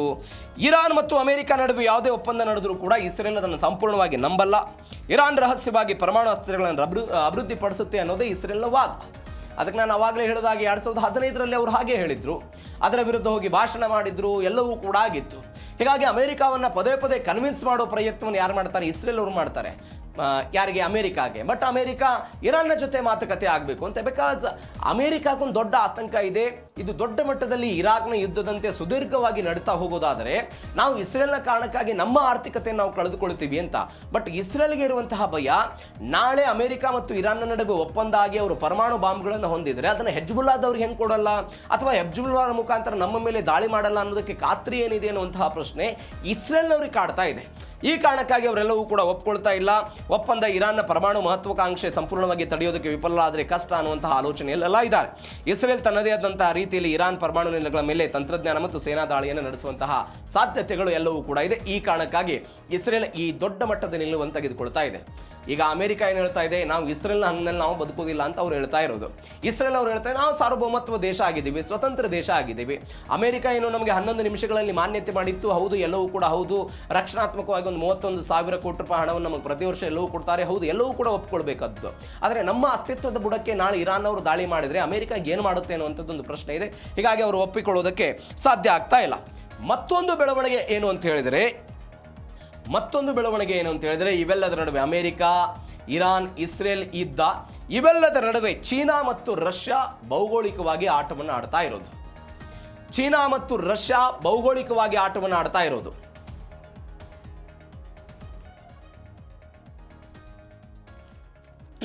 ಇದು ಇಸ್ರೇಲ್ನ ನಿಲುವಾಗಿದ್ರೆ, ಇಸ್ರೇಲ್ನ ನಿಲುವಿನ ನಡುವೆ ಚೀನಾ ಮತ್ತು ರಷ್ಯಾದ್ದು ನಾವು ಯುದ್ಧ ಶುರುವಾದ ಮೊದಲ ದಿನದಿಂದಲೂ ಕೂಡ ಕೆಲವೊಂದಿಷ್ಟು ಚರ್ಚೆಯನ್ನು ಮಾಡ್ತಾ ಇದ್ವಿ. ಅಂದರೆ ಏಪ್ರಿಲ್ ತಿಂಗಳಲ್ಲಿ ಯಾವಾಗ ಹಾರ್ಮುಜ್ ಜಲಸಂಧಿಯಲ್ಲಿ ನೌಕಾ ದಿಗ್ಬಂಧನವನ್ನು ವಿಧಿಸಲಾಯಿತು, ಅವತ್ತು ಇರಾನ್ನ ಆರ್ಥಿಕತೆಯನ್ನು ಉಳಿಸಿಕೊಳ್ಳುವಂತಹ ಅನಿವಾರ್ಯತೆಗೆ ಹೋಗಿತ್ತು. ಅವ್ರೇನು ಮಾಡಿದ್ರು ಅಂತ ಹೇಳಿದ್ರೆ, ಚೀನಾಗೆ ರಹಸ್ಯವಾಗಿ ತೈಲವನ್ನು ಸರಬರಾಜು ಮಾಡೋ ಪ್ರಯತ್ನವನ್ನು ಮಾಡಿದ್ರು. ಚೀನಾಗೆ ಮಾತ್ರ ಅಲ್ಲ, ರಷ್ಯಾಗೆ ಡ್ರೋನ್ಗಳನ್ನು ಕೂಡ ಅವರು ಕಳಿಸುವಂತಹ ಪ್ರಯತ್ನ. ಏನೇನು ಬೆಳವಣಿಗೆ ಆಯಿತು? ಅಮೆರಿಕ ದಿಗ್ಬಂಧನ ಹೇರಿದ್ರು ಕೂಡ ಇರಾನ್ ಚೀನಾಗೆ ರಿಯಾಯಿತಿ ದರದಲ್ಲಿ ತೈಲವನ್ನು ರಫ್ತು. ದಿಗ್ಬಂಧನದ ನಡುವೆಯೂ ಕೂಡ ರಷ್ಯಾಗೆ ಡ್ರೋನ್ಗಳನ್ನು ಇರಾನ್ ಪೂರೈಕೆ ಮಾಡ್ತಾ ಇದೆ. ಅಂದರೆ ತನ್ನ ಬಳಿ ಇರುವಂತಹ ಅತ್ಯಂತ ಕಡಿಮೆ ಬೆಲೆಯ ಆತ್ಮಹತ್ಯಾ ಡ್ರೋನ್ಗಳನ್ನು, ಯಾವ ಆತ್ಮಹತ್ಯಾ ಡ್ರೋನ್ಗಳನ್ನು ಅಮೆರಿಕದ ವಿರುದ್ಧ ಇರಾನ್ ಬಳಕೆ ಮಾಡಿತ್ತು ಅವುಗಳನ್ನೇ ಇವರು ರಷ್ಯಾಗೆ ಪೂರೈಕೆ ಮಾಡ್ತಿದ್ದಾರೆ ಅಂತ ವಿಶ್ವಸಂಸ್ಥೆಯ ಭದ್ರತಾ ಮಂಡಳಿಯಲ್ಲಿ ಚೀನಾ ಮತ್ತು ರಷ್ಯಾ ಇರಾನ್ ಪರವಾಗಿ ನಿಲ್ಲುತ್ತೆ. ಅಂದರೆ ಡಾರ್ಕ್ ಫ್ಲೀಟ್ ಅಂತ ನಾವು ಅನೇಕ ಬಾರಿ ಚರ್ಚೆ ಮಾಡಿದ್ದೀವಿ. ಈ ನೌಕಾ ದಿಗ್ಬಂಧನ ಇದ್ದಾಗಲೂ ಕೂಡ ಈ ಹಡಗುಗಳ GPS ಟ್ರ್ಯಾಕರ್ ಇರುತ್ತಲ್ಲ, ಅದನ್ನು ಬಂದ್ ಮಾಡಬಾರದು ಅನ್ನೋದು ನಿಯಮ ಇದೆ. ಬಟ್ ಅಮೆರಿಕ ದಾಳಿ ಮಾಡುತ್ತೆ ಅನ್ನುವ ಕಾರಣಕ್ಕಾಗಿ ಏನು ಮಾಡ್ತಾ ಇದ್ರು, ಇವೆಲ್ಲವನ್ನು ಕೂಡ ಅವರು GPS ಟ್ರ್ಯಾಕರ್ ಎಲ್ಲವನ್ನು ಕೂಡ ಬಂದ್ ಮಾಡುವ ಮುಖಾಂತರ ಭಾರಿ ರಿಯಾಯಿತಿಯಲ್ಲಿ ಯಾರಿಗೆ ಚೀನಾದವರಿಗೆ ತೈಲವನ್ನು ಮಾರಾಟ ಮಾಡಿದ್ರು. ಈಗ ರಷ್ಯಾ ನಮಗೆ ಭಾರತಕ್ಕೆ ಕಡಿಮೆ ರಿಯಾಯಿತಿಯಲ್ಲಿ ಕೊಡಲ್ವಾ? ಯುರೋಪಿಯನ್ ಯೂನಿಯನ್ನ ಮತ್ತು ಅಮೆರಿಕಾದವರು ಅವ್ರ ಮೇಲೆ ದಿಗ್ಬಂಧನ ಹೇರಿದ್ದಾರೆ. ಹೀಗಾಗಿ $60 ಇಂಧನ ದರ ದಾಟುವಂತಿಲ್ಲ. ಈ ಕಾರಣಕ್ಕಾಗಿ ಅವರು ಕಡಿಮೆ ರಿಯಾಯಿತಿಯಲ್ಲಿ ಕೊಡ್ತಾ ಇದ್ದಾರೆ. ಈಗ ಇರಾನಿಗೂ ಕೂಡ ಬಂದಷ್ಟು ಬರಲಿ ಅನ್ನುವಂಥ ಆಲೋಚನೆ. ಈಗ ಇಷ್ಟು ದಿನಗಳ ಕಾಲ $110ಗೆ ಮಾರಾಟ ಆಗ್ತಾ ಇತ್ತು, $80ಗೆ, $30 ನಷ್ಟ ಆದರೂ ಕೂಡ. ಬಟ್ ಅಮೆರಿಕಾದ ನೌಕಾ ದಿಗ್ಬಂಧನದ ಹೊರತಾಗಿಯೂ ಕೂಡ ನಮ್ಮ ತೈಲ ಮಾರಾಟ ಆಗುತ್ತೆ ಅಲ್ವಾ? ಆ ಕಾರಣಕ್ಕಾಗಿ ರಿಯಾಯಿತಿ ದರದಲ್ಲಿ ಅವರು ಮಾರಾಟ ಮಾಡುವಂತಹ ಪ್ರಯತ್ನವನ್ನು ಮಾಡ್ತಾ ಇದ್ದಾರೆ. ಮತ್ತೊಂದು ಕಡೆ ರಷ್ಯಾಗೆ ಅವರು ಡ್ರೋನ್ಗಳನ್ನು ಮಾರಾಟ ಮಾಡ್ತಾ ಇರೋದು. ಅಂದರೆ ರಷ್ಯಾದಿಂದ ತಾಂತ್ರಿಕವಾಗಿ ವಿನಿಮಯ, ಅವರ S-400 ಆಗಿರ್ಬೋದು, ಅದಾದ ಸುಖೋಯ್ 35 ತಂತ್ರಜ್ಞಾನವನ್ನು ಇವರು ತೆಗೆದುಕೊಳ್ಳೋದು, ಇವರದ ಶಾಹೇದ್ 136 ಡ್ರೋನ್ಗಳೇನಿದೆ ಇವುಗಳನ್ನು ಅವ್ರಿಗೆ ಕೊಡೋ ಪ್ರಯತ್ನ. ಎಲ್ಲಕ್ಕಿಂತ ಹೆಚ್ಚಾಗಿ ಹಿಂದೆ ಅಮೆರಿಕಾದ ಕಾರಣಕ್ಕಾಗಿನೋ ಇರಾನ್ ಏನು ಮಾಡ್ತಾ ಇತ್ತು, ಡಾಲರ್ ಮೌಲ್ಯದಲ್ಲಿ ತೈಲ ಮಾರಾಟ ರಫ್ತು ಎಲ್ಲವೂ ಕೂಡ ಆಗ್ತಾ ಇತ್ತು. ಇವೆಲ್ಲದಕ್ಕಿಂತ ಹೆಚ್ಚಾಗಿ ಈಗ ಏನು ಮಾಡ್ತಾ ಇದ್ದಾರೆ ಅಂತ ಹೇಳಿದರೆ, ರಷ್ಯಾ ಮತ್ತು ಚೀನಾದ ಜೊತೆಗೆ ಅವರವರ ಕರೆನ್ಸಿಯಲ್ಲಿ ವ್ಯವಹಾರ ಮಾಡುವ ಪ್ರಯತ್ನವನ್ನು ಯಾರು ಮಾಡ್ತಾ ಇದೆ? ಇದೇ ಇರಾನ್ ಮಾಡ್ತಾ ಇದೆ. ಇದನ್ನು ಅಮೆರಿಕ ಹೆಂಗೆ ಸ್ವೀಕಾರ ಮಾಡುತ್ತೆ ಕಾದ್ ನೋಡೋಣ. ಮೂರನೇ ಸುದ್ದಿ ರಾಜ್ಯ ರಾಜಕಾರಣಕ್ಕೆ ಸಂಬಂಧಪಟ್ಟಂತಹದ್ದೊಂದು ಸುದ್ದಿ. ಮೊನ್ನೆಷ್ಟೇ ಸಿದ್ದರಾಮಯ್ಯನವರ ಅಧಿಕಾರಾವಧಿ ಮುಕ್ತಾಯ ಆಗಿ ಅಥವಾ ಕುರ್ಚಿಯನ್ನು ಬಿಟ್ಟುಕೊಟ್ಟು DK ಶಿವಕುಮಾರ್ ನೇತೃತ್ವದ 2.0 ಸರ್ಕಾರ ಸದ್ಯಕ್ಕೆ ಶುರುವಾಗಿದೆ. ಮತ್ತೊಂದು ಕಡೆ ಪಕ್ಷದ ಆಂತರಿಕ ವಿಚಾರದಲ್ಲಿ DK ಶಿವಕುಮಾರ್ ಅವರ ಅಧಿಕಾರಾವಧಿ ಮುಕ್ತಾಯ ಆಗಿ BK ಹರಿಪ್ರಸಾದ್ ಅವರ 2.0 ಶುರುವಾಗ್ತಾ ಇದೆ. ಅಂದರೆ ಪಕ್ಷದಲ್ಲಿ ಆಗುವಂತಹ ಬೆಳವಣಿಗೆ ಅದು. ಇದೀಗ ದೃಶ್ಯದಲ್ಲಿ ನೀವು ಗಮನಿಸ್ತಾ ಇರುವಂತೆ BK ಹರಿಪ್ರಸಾದ್ ರಾಷ್ಟ್ರ ರಾಜಕಾರಣದಲ್ಲಿ ಗುರುತಿಸಿಕೊಂಡಿದ್ದಂತಹ ವ್ಯಕ್ತಿ, ಗಾಂಧಿ ಕುಟುಂಬಕ್ಕೆ ನಿಷ್ಠೆಯಾಗಿದ್ದಂತಹ ವ್ಯಕ್ತಿ, ವಿದ್ಯಾರ್ಥಿ ದೆಸೆಯಲ್ಲೇ ರಾಜಕಾರಣವನ್ನು ಅಂದರೆ ಅಲ್ಲಿಂದಲೇ ನಾಯಕತ್ವ ಶುರುವಾಯಿತು. ಅಲ್ಲಿಂದ ಇಲ್ಲಿಯ ತನಕ ಇದೀಗ KPCC ಅಧ್ಯಕ್ಷರಾಗಿದ್ದಾರೆ. ಕರ್ನಾಟಕ ಪ್ರದೇಶ್ ಕಾಂಗ್ರೆಸ್ ಕಮಿಟಿ ಅಧ್ಯಕ್ಷರು. ಹಿಂದೆ ದಿನೇಶ್ ಗುಂಡೂರಾವ್ ಅವರು ಇದ್ದರು, ಅದಕ್ಕಿಂತ ಮೊದಲು G ಪರಮೇಶ್ವರ್ ಅವರು ಇದ್ದರು. G ಪರಮೇಶ್ವರ್ ನಂತರ ದಿನೇಶ್ ಗುಂಡೂರಾವ್ ಬಂದರು. ದಿನೇಶ್ ಗುಂಡೂರಾವ್ ಬಂದ ನಂತರ JDS ಮತ್ತು ಕಾಂಗ್ರೆಸ್ ಮೈತ್ರಿ ಸರ್ಕಾರ. ಅದಾದ ನಂತರ DK ಶಿವಕುಮಾರ್ ಕರೋನಾನಂತಹ ಒಂದು ಸಂದಿಗ್ಧ ಪರಿಸ್ಥಿತಿಯಲ್ಲಿ ಅಧಿಕಾರವನ್ನು ವಹಿಸಿಕೊಂಡರು. ಅವರ ನೇತೃತ್ವದಲ್ಲಿ ಪಾರ್ಟಿ 136 ಸ್ಥಾನ ಗಳಿಸ್ತು. 9 ಸ್ಥಾನಗಳನ್ನು ಲೋಕಸಭೆಯಲ್ಲಿ ಗೆದ್ದರು. ಇದೀಗ ಅವರು ಮುಖ್ಯಮಂತ್ರಿ ಆದರೂ KPCC ಅಧ್ಯಕ್ಷ ಸ್ಥಾನ ಖಾಲಿ ಉಳಿದಿತ್ತು. ಆ ಸ್ಥಾನಕ್ಕೆ ಇವತ್ತು ಯಾರು BK ಹರಿಪ್ರಸಾದ್ ಅವರು ಅಧಿಕಾರವನ್ನು ಸ್ವೀಕಾರ ಮಾಡಿದರು. ಹಾಗಾದರೆ ಅವರ ಪೊಲಿಟಿಕಲ್ ಜರ್ನಿ ಹೆಂಗಿತ್ತು, ಏನೇನು ಬೆಳವಣಿಗೆಗಳಾಗಿತ್ತು, ಡೀಟೇಲ್ಸ್ ನೋಡ್ತಾ ಹೋಗೋಣ. BK ಹರಿಪ್ರಸಾದ್ ನಡೆದು ಬಂದ ರಾಜಕೀಯ ಹಾದಿ ಹೆಂಗಿತ್ತು? ವಿದ್ಯಾರ್ಥಿ ದೆಸೆಯ ನಾಯಕತ್ವ ಇತ್ತು. NSY ಮುಖಾಂತರ ಅವರೆಲ್ಲ ತಳಮಟ್ಟದಿಂದ ರಾಜಕಾರಣವನ್ನು ಶುರು ಮಾಡಿದರು. ಯುವ ಕಾಂಗ್ರೆಸ್ನಲ್ಲೆಲ್ಲ ಸಕ್ರಿಯ ಆಗಿದ್ದರು. ಕಾಂಗ್ರೆಸ್ನ ವಿವಿಧ ಜವಾಬ್ದಾರಿಗಳನ್ನು ನಿಭಾಯಿಸಿದರು, ಸಂಘಟನೆ ಮಾಡಿದರು. ವಿದ್ಯಾರ್ಥಿಗಳ ಸಂಘಟನೆ ಆಯಿತು. ಅದಾದ ನಂತರ NSYಯಲ್ಲಿ ಸಕ್ರಿಯ ಆದರು. 4 ಬಾರಿ ರಾಜ್ಯಸಭಾ ಸದಸ್ಯರಾದರು ಕರ್ನಾಟಕದಿಂದ, ಒಟ್ಟು 4 ಬಾರಿ. ನೀವು ನೋಡಿ, ಶಾಲಾ ದಿನಗಳಲ್ಲಿ ಹರಿಪ್ರಸಾದ್ ಅವರು ಭಾರತ್ ಸೇವಾದಳಲ್ಲೆಲ್ಲ ಸಕ್ರಿಯರಾಗಿದ್ದರು. ಸಮಾಜ ಸೇವೆ, ಶಿಸ್ತಿನ ಇತ್ಯಾದಿ ಎಲ್ಲ ಮೌಲ್ಯಗಳನ್ನೆಲ್ಲ ಬಳಸಿಕೊಂಡ್ರು. 1972ರಲ್ಲಿ ಬೆಂಗಳೂರಿನ ಪ್ರಸಿದ್ಧ MES ಕಾಲೇಜಿನಲ್ಲೆಲ್ಲ BCom ಪದವಿ ಆಯ್ತು ಇವರದು. ಅದೇ ಸಮಯದಲ್ಲಿ ಚಳವಳಿಯ ಕಡೆಗಳೆಲ್ಲ ಬಂದರು. ಅದಾದ ನಂತರ ರಾಷ್ಟ್ರೀಯ ವಿದ್ಯಾರ್ಥಿ ಒಕ್ಕೂಟ NSY ಮುಖಾಂತರ ಸೇರ್ಪಡೆ ಆಯಿತು. ಅಧಿಕೃತವಾಗಿ ಅವರ ರಾಜಕೀಯ ಜೀವನ ಶುರುವಾಯಿತು. 79ರಿಂದ 89ರ ತನಕ ಅಖಿಲ ಭಾರತ ರಾಷ್ಟ್ರೀಯ ವಿದ್ಯಾರ್ಥಿಗಳ ಒಕ್ಕೂಟದ ರಾಷ್ಟ್ರೀಯ ಪ್ರಧಾನ ಕಾರ್ಯದರ್ಶಿಯಾಗೆಲ್ಲ ಕೆಲಸ ಮಾಡಿದರು. 1970ರ ದಶಕದಲ್ಲಿ ಕರ್ನಾಟಕದ ವಿವಿಧ ಕ್ಯಾಂಪಸ್ಗಳಲ್ಲಿ ವಿದ್ಯಾರ್ಥಿ ವೇತನ, ಬಸ್ ಪಾಸು, ಬೇರೆ ಬೇರೆ ಕಾರಣಕ್ಕಾಗಿ ಎಲ್ಲ ಪ್ರತಿಭಟನೆ ಮಾಡಿದರು. ಅದಾದ ನಂತರ ಯೂತ್ ಕಾಂಗ್ರೆಸ್ ಸೇರ್ಪಡೆ ಆದರು. 1989ರಲ್ಲಿ ಅಖಿಲ ಭಾರತ ಯುವ ಕಾಂಗ್ರೆಸ್ನ ರಾಷ್ಟ್ರೀಯ ಉಪಾಧ್ಯಕ್ಷರಾಗೆಲ್ಲ ಜವಾಬ್ದಾರಿಯನ್ನು ನಡೆಸಿದರು. 1977, 75, 76, 77 ತುರ್ತು ಪರಿಸ್ಥಿತಿಯ ನಂತರ ಪಕ್ಷವನ್ನು ಸಂಘಟನೆ ಮಾಡೋದಕ್ಕಾಗೆಲ್ಲ ಇಂದಿರಾ ಗಾಂಧಿ ಪರವಾಗೆಲ್ಲ ಪ್ರತಿಭಟನೆ ಮಾಡಿದರು. ಆ ಸಮಯದಲ್ಲಿ ಪಕ್ಷವನ್ನೆಲ್ಲ ಮುನ್ನಡೆಸುವ ಪ್ರಯತ್ನ ಆಯಿತು. ಸಂಜಯ್ ಗಾಂಧಿಯವರ ನಿಕಟ ಸಂಪರ್ಕಕ್ಕೂ ಎಲ್ಲ ಬಂದರು. ಅದಾದ ನಂತರ 89ರಲ್ಲಿ ಅಖಿಲ ಭಾರತ ಯುವ ಕಾಂಗ್ರೆಸ್ನ ರಾಷ್ಟ್ರೀಯ ಉಪಾಧ್ಯಕ್ಷರಾಗೆಲ್ಲ ನೇಮಕ ಆಯಿತು. ಎಲ್ಲಕ್ಕಿಂತ ಹೆಚ್ಚಾಗಿ 36ನೇ ವಯಸ್ಸಿಗೆ ಹೈಕಮಾಂಡ್ ಮೊದಲ ಬಾರಿಗೆ ಇವರಿಗೆ ರಾಜ್ಯಸಭಾ ಟಿಕೆಟ್ ಕೊಡ್ತು. ಆ ಮುಖಾಂತರ ಅತ್ಯಂತ ಕಿರಿಯ ವಯಸ್ಸಿನಲ್ಲಿ ಇವರೆಲ್ಲ ರಾಜ್ಯಸಭೆಗೆ ಹೋದರು. ಅದಾದ ನಂತರ ಪಕ್ಷದ ಸಂಘಟನೆಯಲ್ಲೆಲ್ಲ ಯಶಸ್ವಿಯಾಗಿ ತೊಡಗಿಸಿಕೊಂಡ್ರು. 2004ರಲ್ಲಿ ಒನ್ಸ್ ಅಗೇನ್ ಕಾಂಗ್ರೆಸ್ ನೇತೃತ್ವದ UPA ಸರ್ಕಾರ ಅಧಿಕಾರಕ್ಕೆ ಬಂದ ನಂತರ ಕರ್ನಾಟಕದಿಂದ ಮತ್ತೆ ರಾಜ್ಯಸಭೆಗೆ ಕಳಿಸಿದ್ರು. ಅದಾದ ನಂತರ 3ನೇ ಬಾರಿ ಕಾಂಗ್ರೆಸ್ನ ಅನಿಲ್ ಲಾಡ್ ಅವರು ಶಾಸಕರಾಗಿ ಆಯ್ಕೆಯಾದ ನಂತರ ಒಂದು ಸ್ಥಾನ ತೆರವಾಯಿತಲ್ಲಿ. ಅದರ ಉಪಚುನಾವಣೆಯಲ್ಲಿ ಹರಿಪ್ರಸಾದ್ ಅವರು ಆಯ್ಕೆಯಾಗಿ ಹೇಳಿಕೊಳ್ಳುವಷ್ಟು ಕಡಿಮೆ ಅವಧಿಗೆ ಅಂದರೆ 1 ವರ್ಷ ಆ ಸಮಯದಲ್ಲಿ ಸದಸ್ಯರಾದರು. 2014ರಲ್ಲಿ ಅವರ 3ನೇ ಅವಧಿ ಮುಗಿತಾ ಇದ್ದಂತೆ ಪಕ್ಷದ ಮೇಲಿನ ನಿಷ್ಠೆಗಾಗಿ ಒನ್ಸ್ ಅಗೇನ್ 4ನೇ ಬಾರಿಗೆ ಅವರನ್ನು ರಾಜ್ಯಸಭೆಗೆ ಕಳಿಸಲಾಯಿತು. 2020ಕ್ಕೆ ಅದೆಲ್ಲ ಮುಕ್ತಾಯ ಆಯಿತು. 2006ರಿಂದ 2018ರ ತನಕ AICCಯ ಪ್ರಧಾನ ಕಾರ್ಯದರ್ಶಿಯಾಗೆಲ್ಲ ಕೆಲಸವನ್ನು ಮಾಡಿದ್ದಾರೆ. ದೇಶದ ವಿವಿಧ ರಾಜ್ಯಗಳ ಉಸ್ತುವಾರಿಯನ್ನು, ಪ್ರಸ್ತುತವಾಗಿ ಹರಿಯಾಣ ರಾಜ್ಯದ ಉಸ್ತುವಾರಿಯನ್ನು BK ಹರಿಪ್ರಸಾದ್ ಅವರು ಹೊಂದಿದ್ದರು. ಆ ಮುಖಾಂತರ ಒಂದು ಸಂಘಟನೆಯನ್ನು ಮಾಡಿದ್ದಾರೆ. ಗುಜರಾತ್, ಹರಿಯಾಣ, ಮಧ್ಯಪ್ರದೇಶ, ಛತ್ತೀಸ್ಗಢ, ರಾಜಸ್ಥಾನ, ಬಿಹಾರ್, ಒಡಿಶಾ, ಜಾರ್ಖಂಡ್, ಪಂಜಾಬ್, ಮಹಾರಾಷ್ಟ್ರ, ಗೋವಾ, ತ್ರಿಪುರಾ, ಮಣಿಪುರ್, ಉತ್ತರ ಪ್ರದೇಶ, ಪುದುಚೇರಿ, ದಮನ್ ಮತ್ತು ದಿಯು ಅಂದರೆ ಒಟ್ಟು 1 ಡಜನ್ಗೂ ಅಧಿಕ ರಾಜ್ಯಗಳ ಉಸ್ತುವಾರಿಯನ್ನು BK ಹರಿಪ್ರಸಾದ್ ಅವರು ಹೊಂದಿದ್ದಾರೆ. ಅಂದರೆ ಅವರು ರಾಜ್ಯ ರಾಜಕಾರಣಕ್ಕಿಂತ ಹೆಚ್ಚಾಗಿ ರಾಷ್ಟ್ರ ರಾಜಕಾರಣದಲ್ಲಿ ಹೆಚ್ಚಾಗಿ ತೊಡಗಿಸಿಕೊಂಡಿದ್ರು. ಆ ಮುಖಾಂತರ ಇದೀಗ KPCC ಅಧ್ಯಕ್ಷರಾಗಿರೋದು. ಮತ್ತೊಂದು ಬೆಳವಣಿಗೆ ಏನು ಅಂತ ಹೇಳಿದ್ರೆ ಇವರ ವಿಚಾರದಲ್ಲಿ ಹೈಕಮಾಂಡ್ ನಂಟು ಮತ್ತು ಸಿದ್ಧಾಂತ.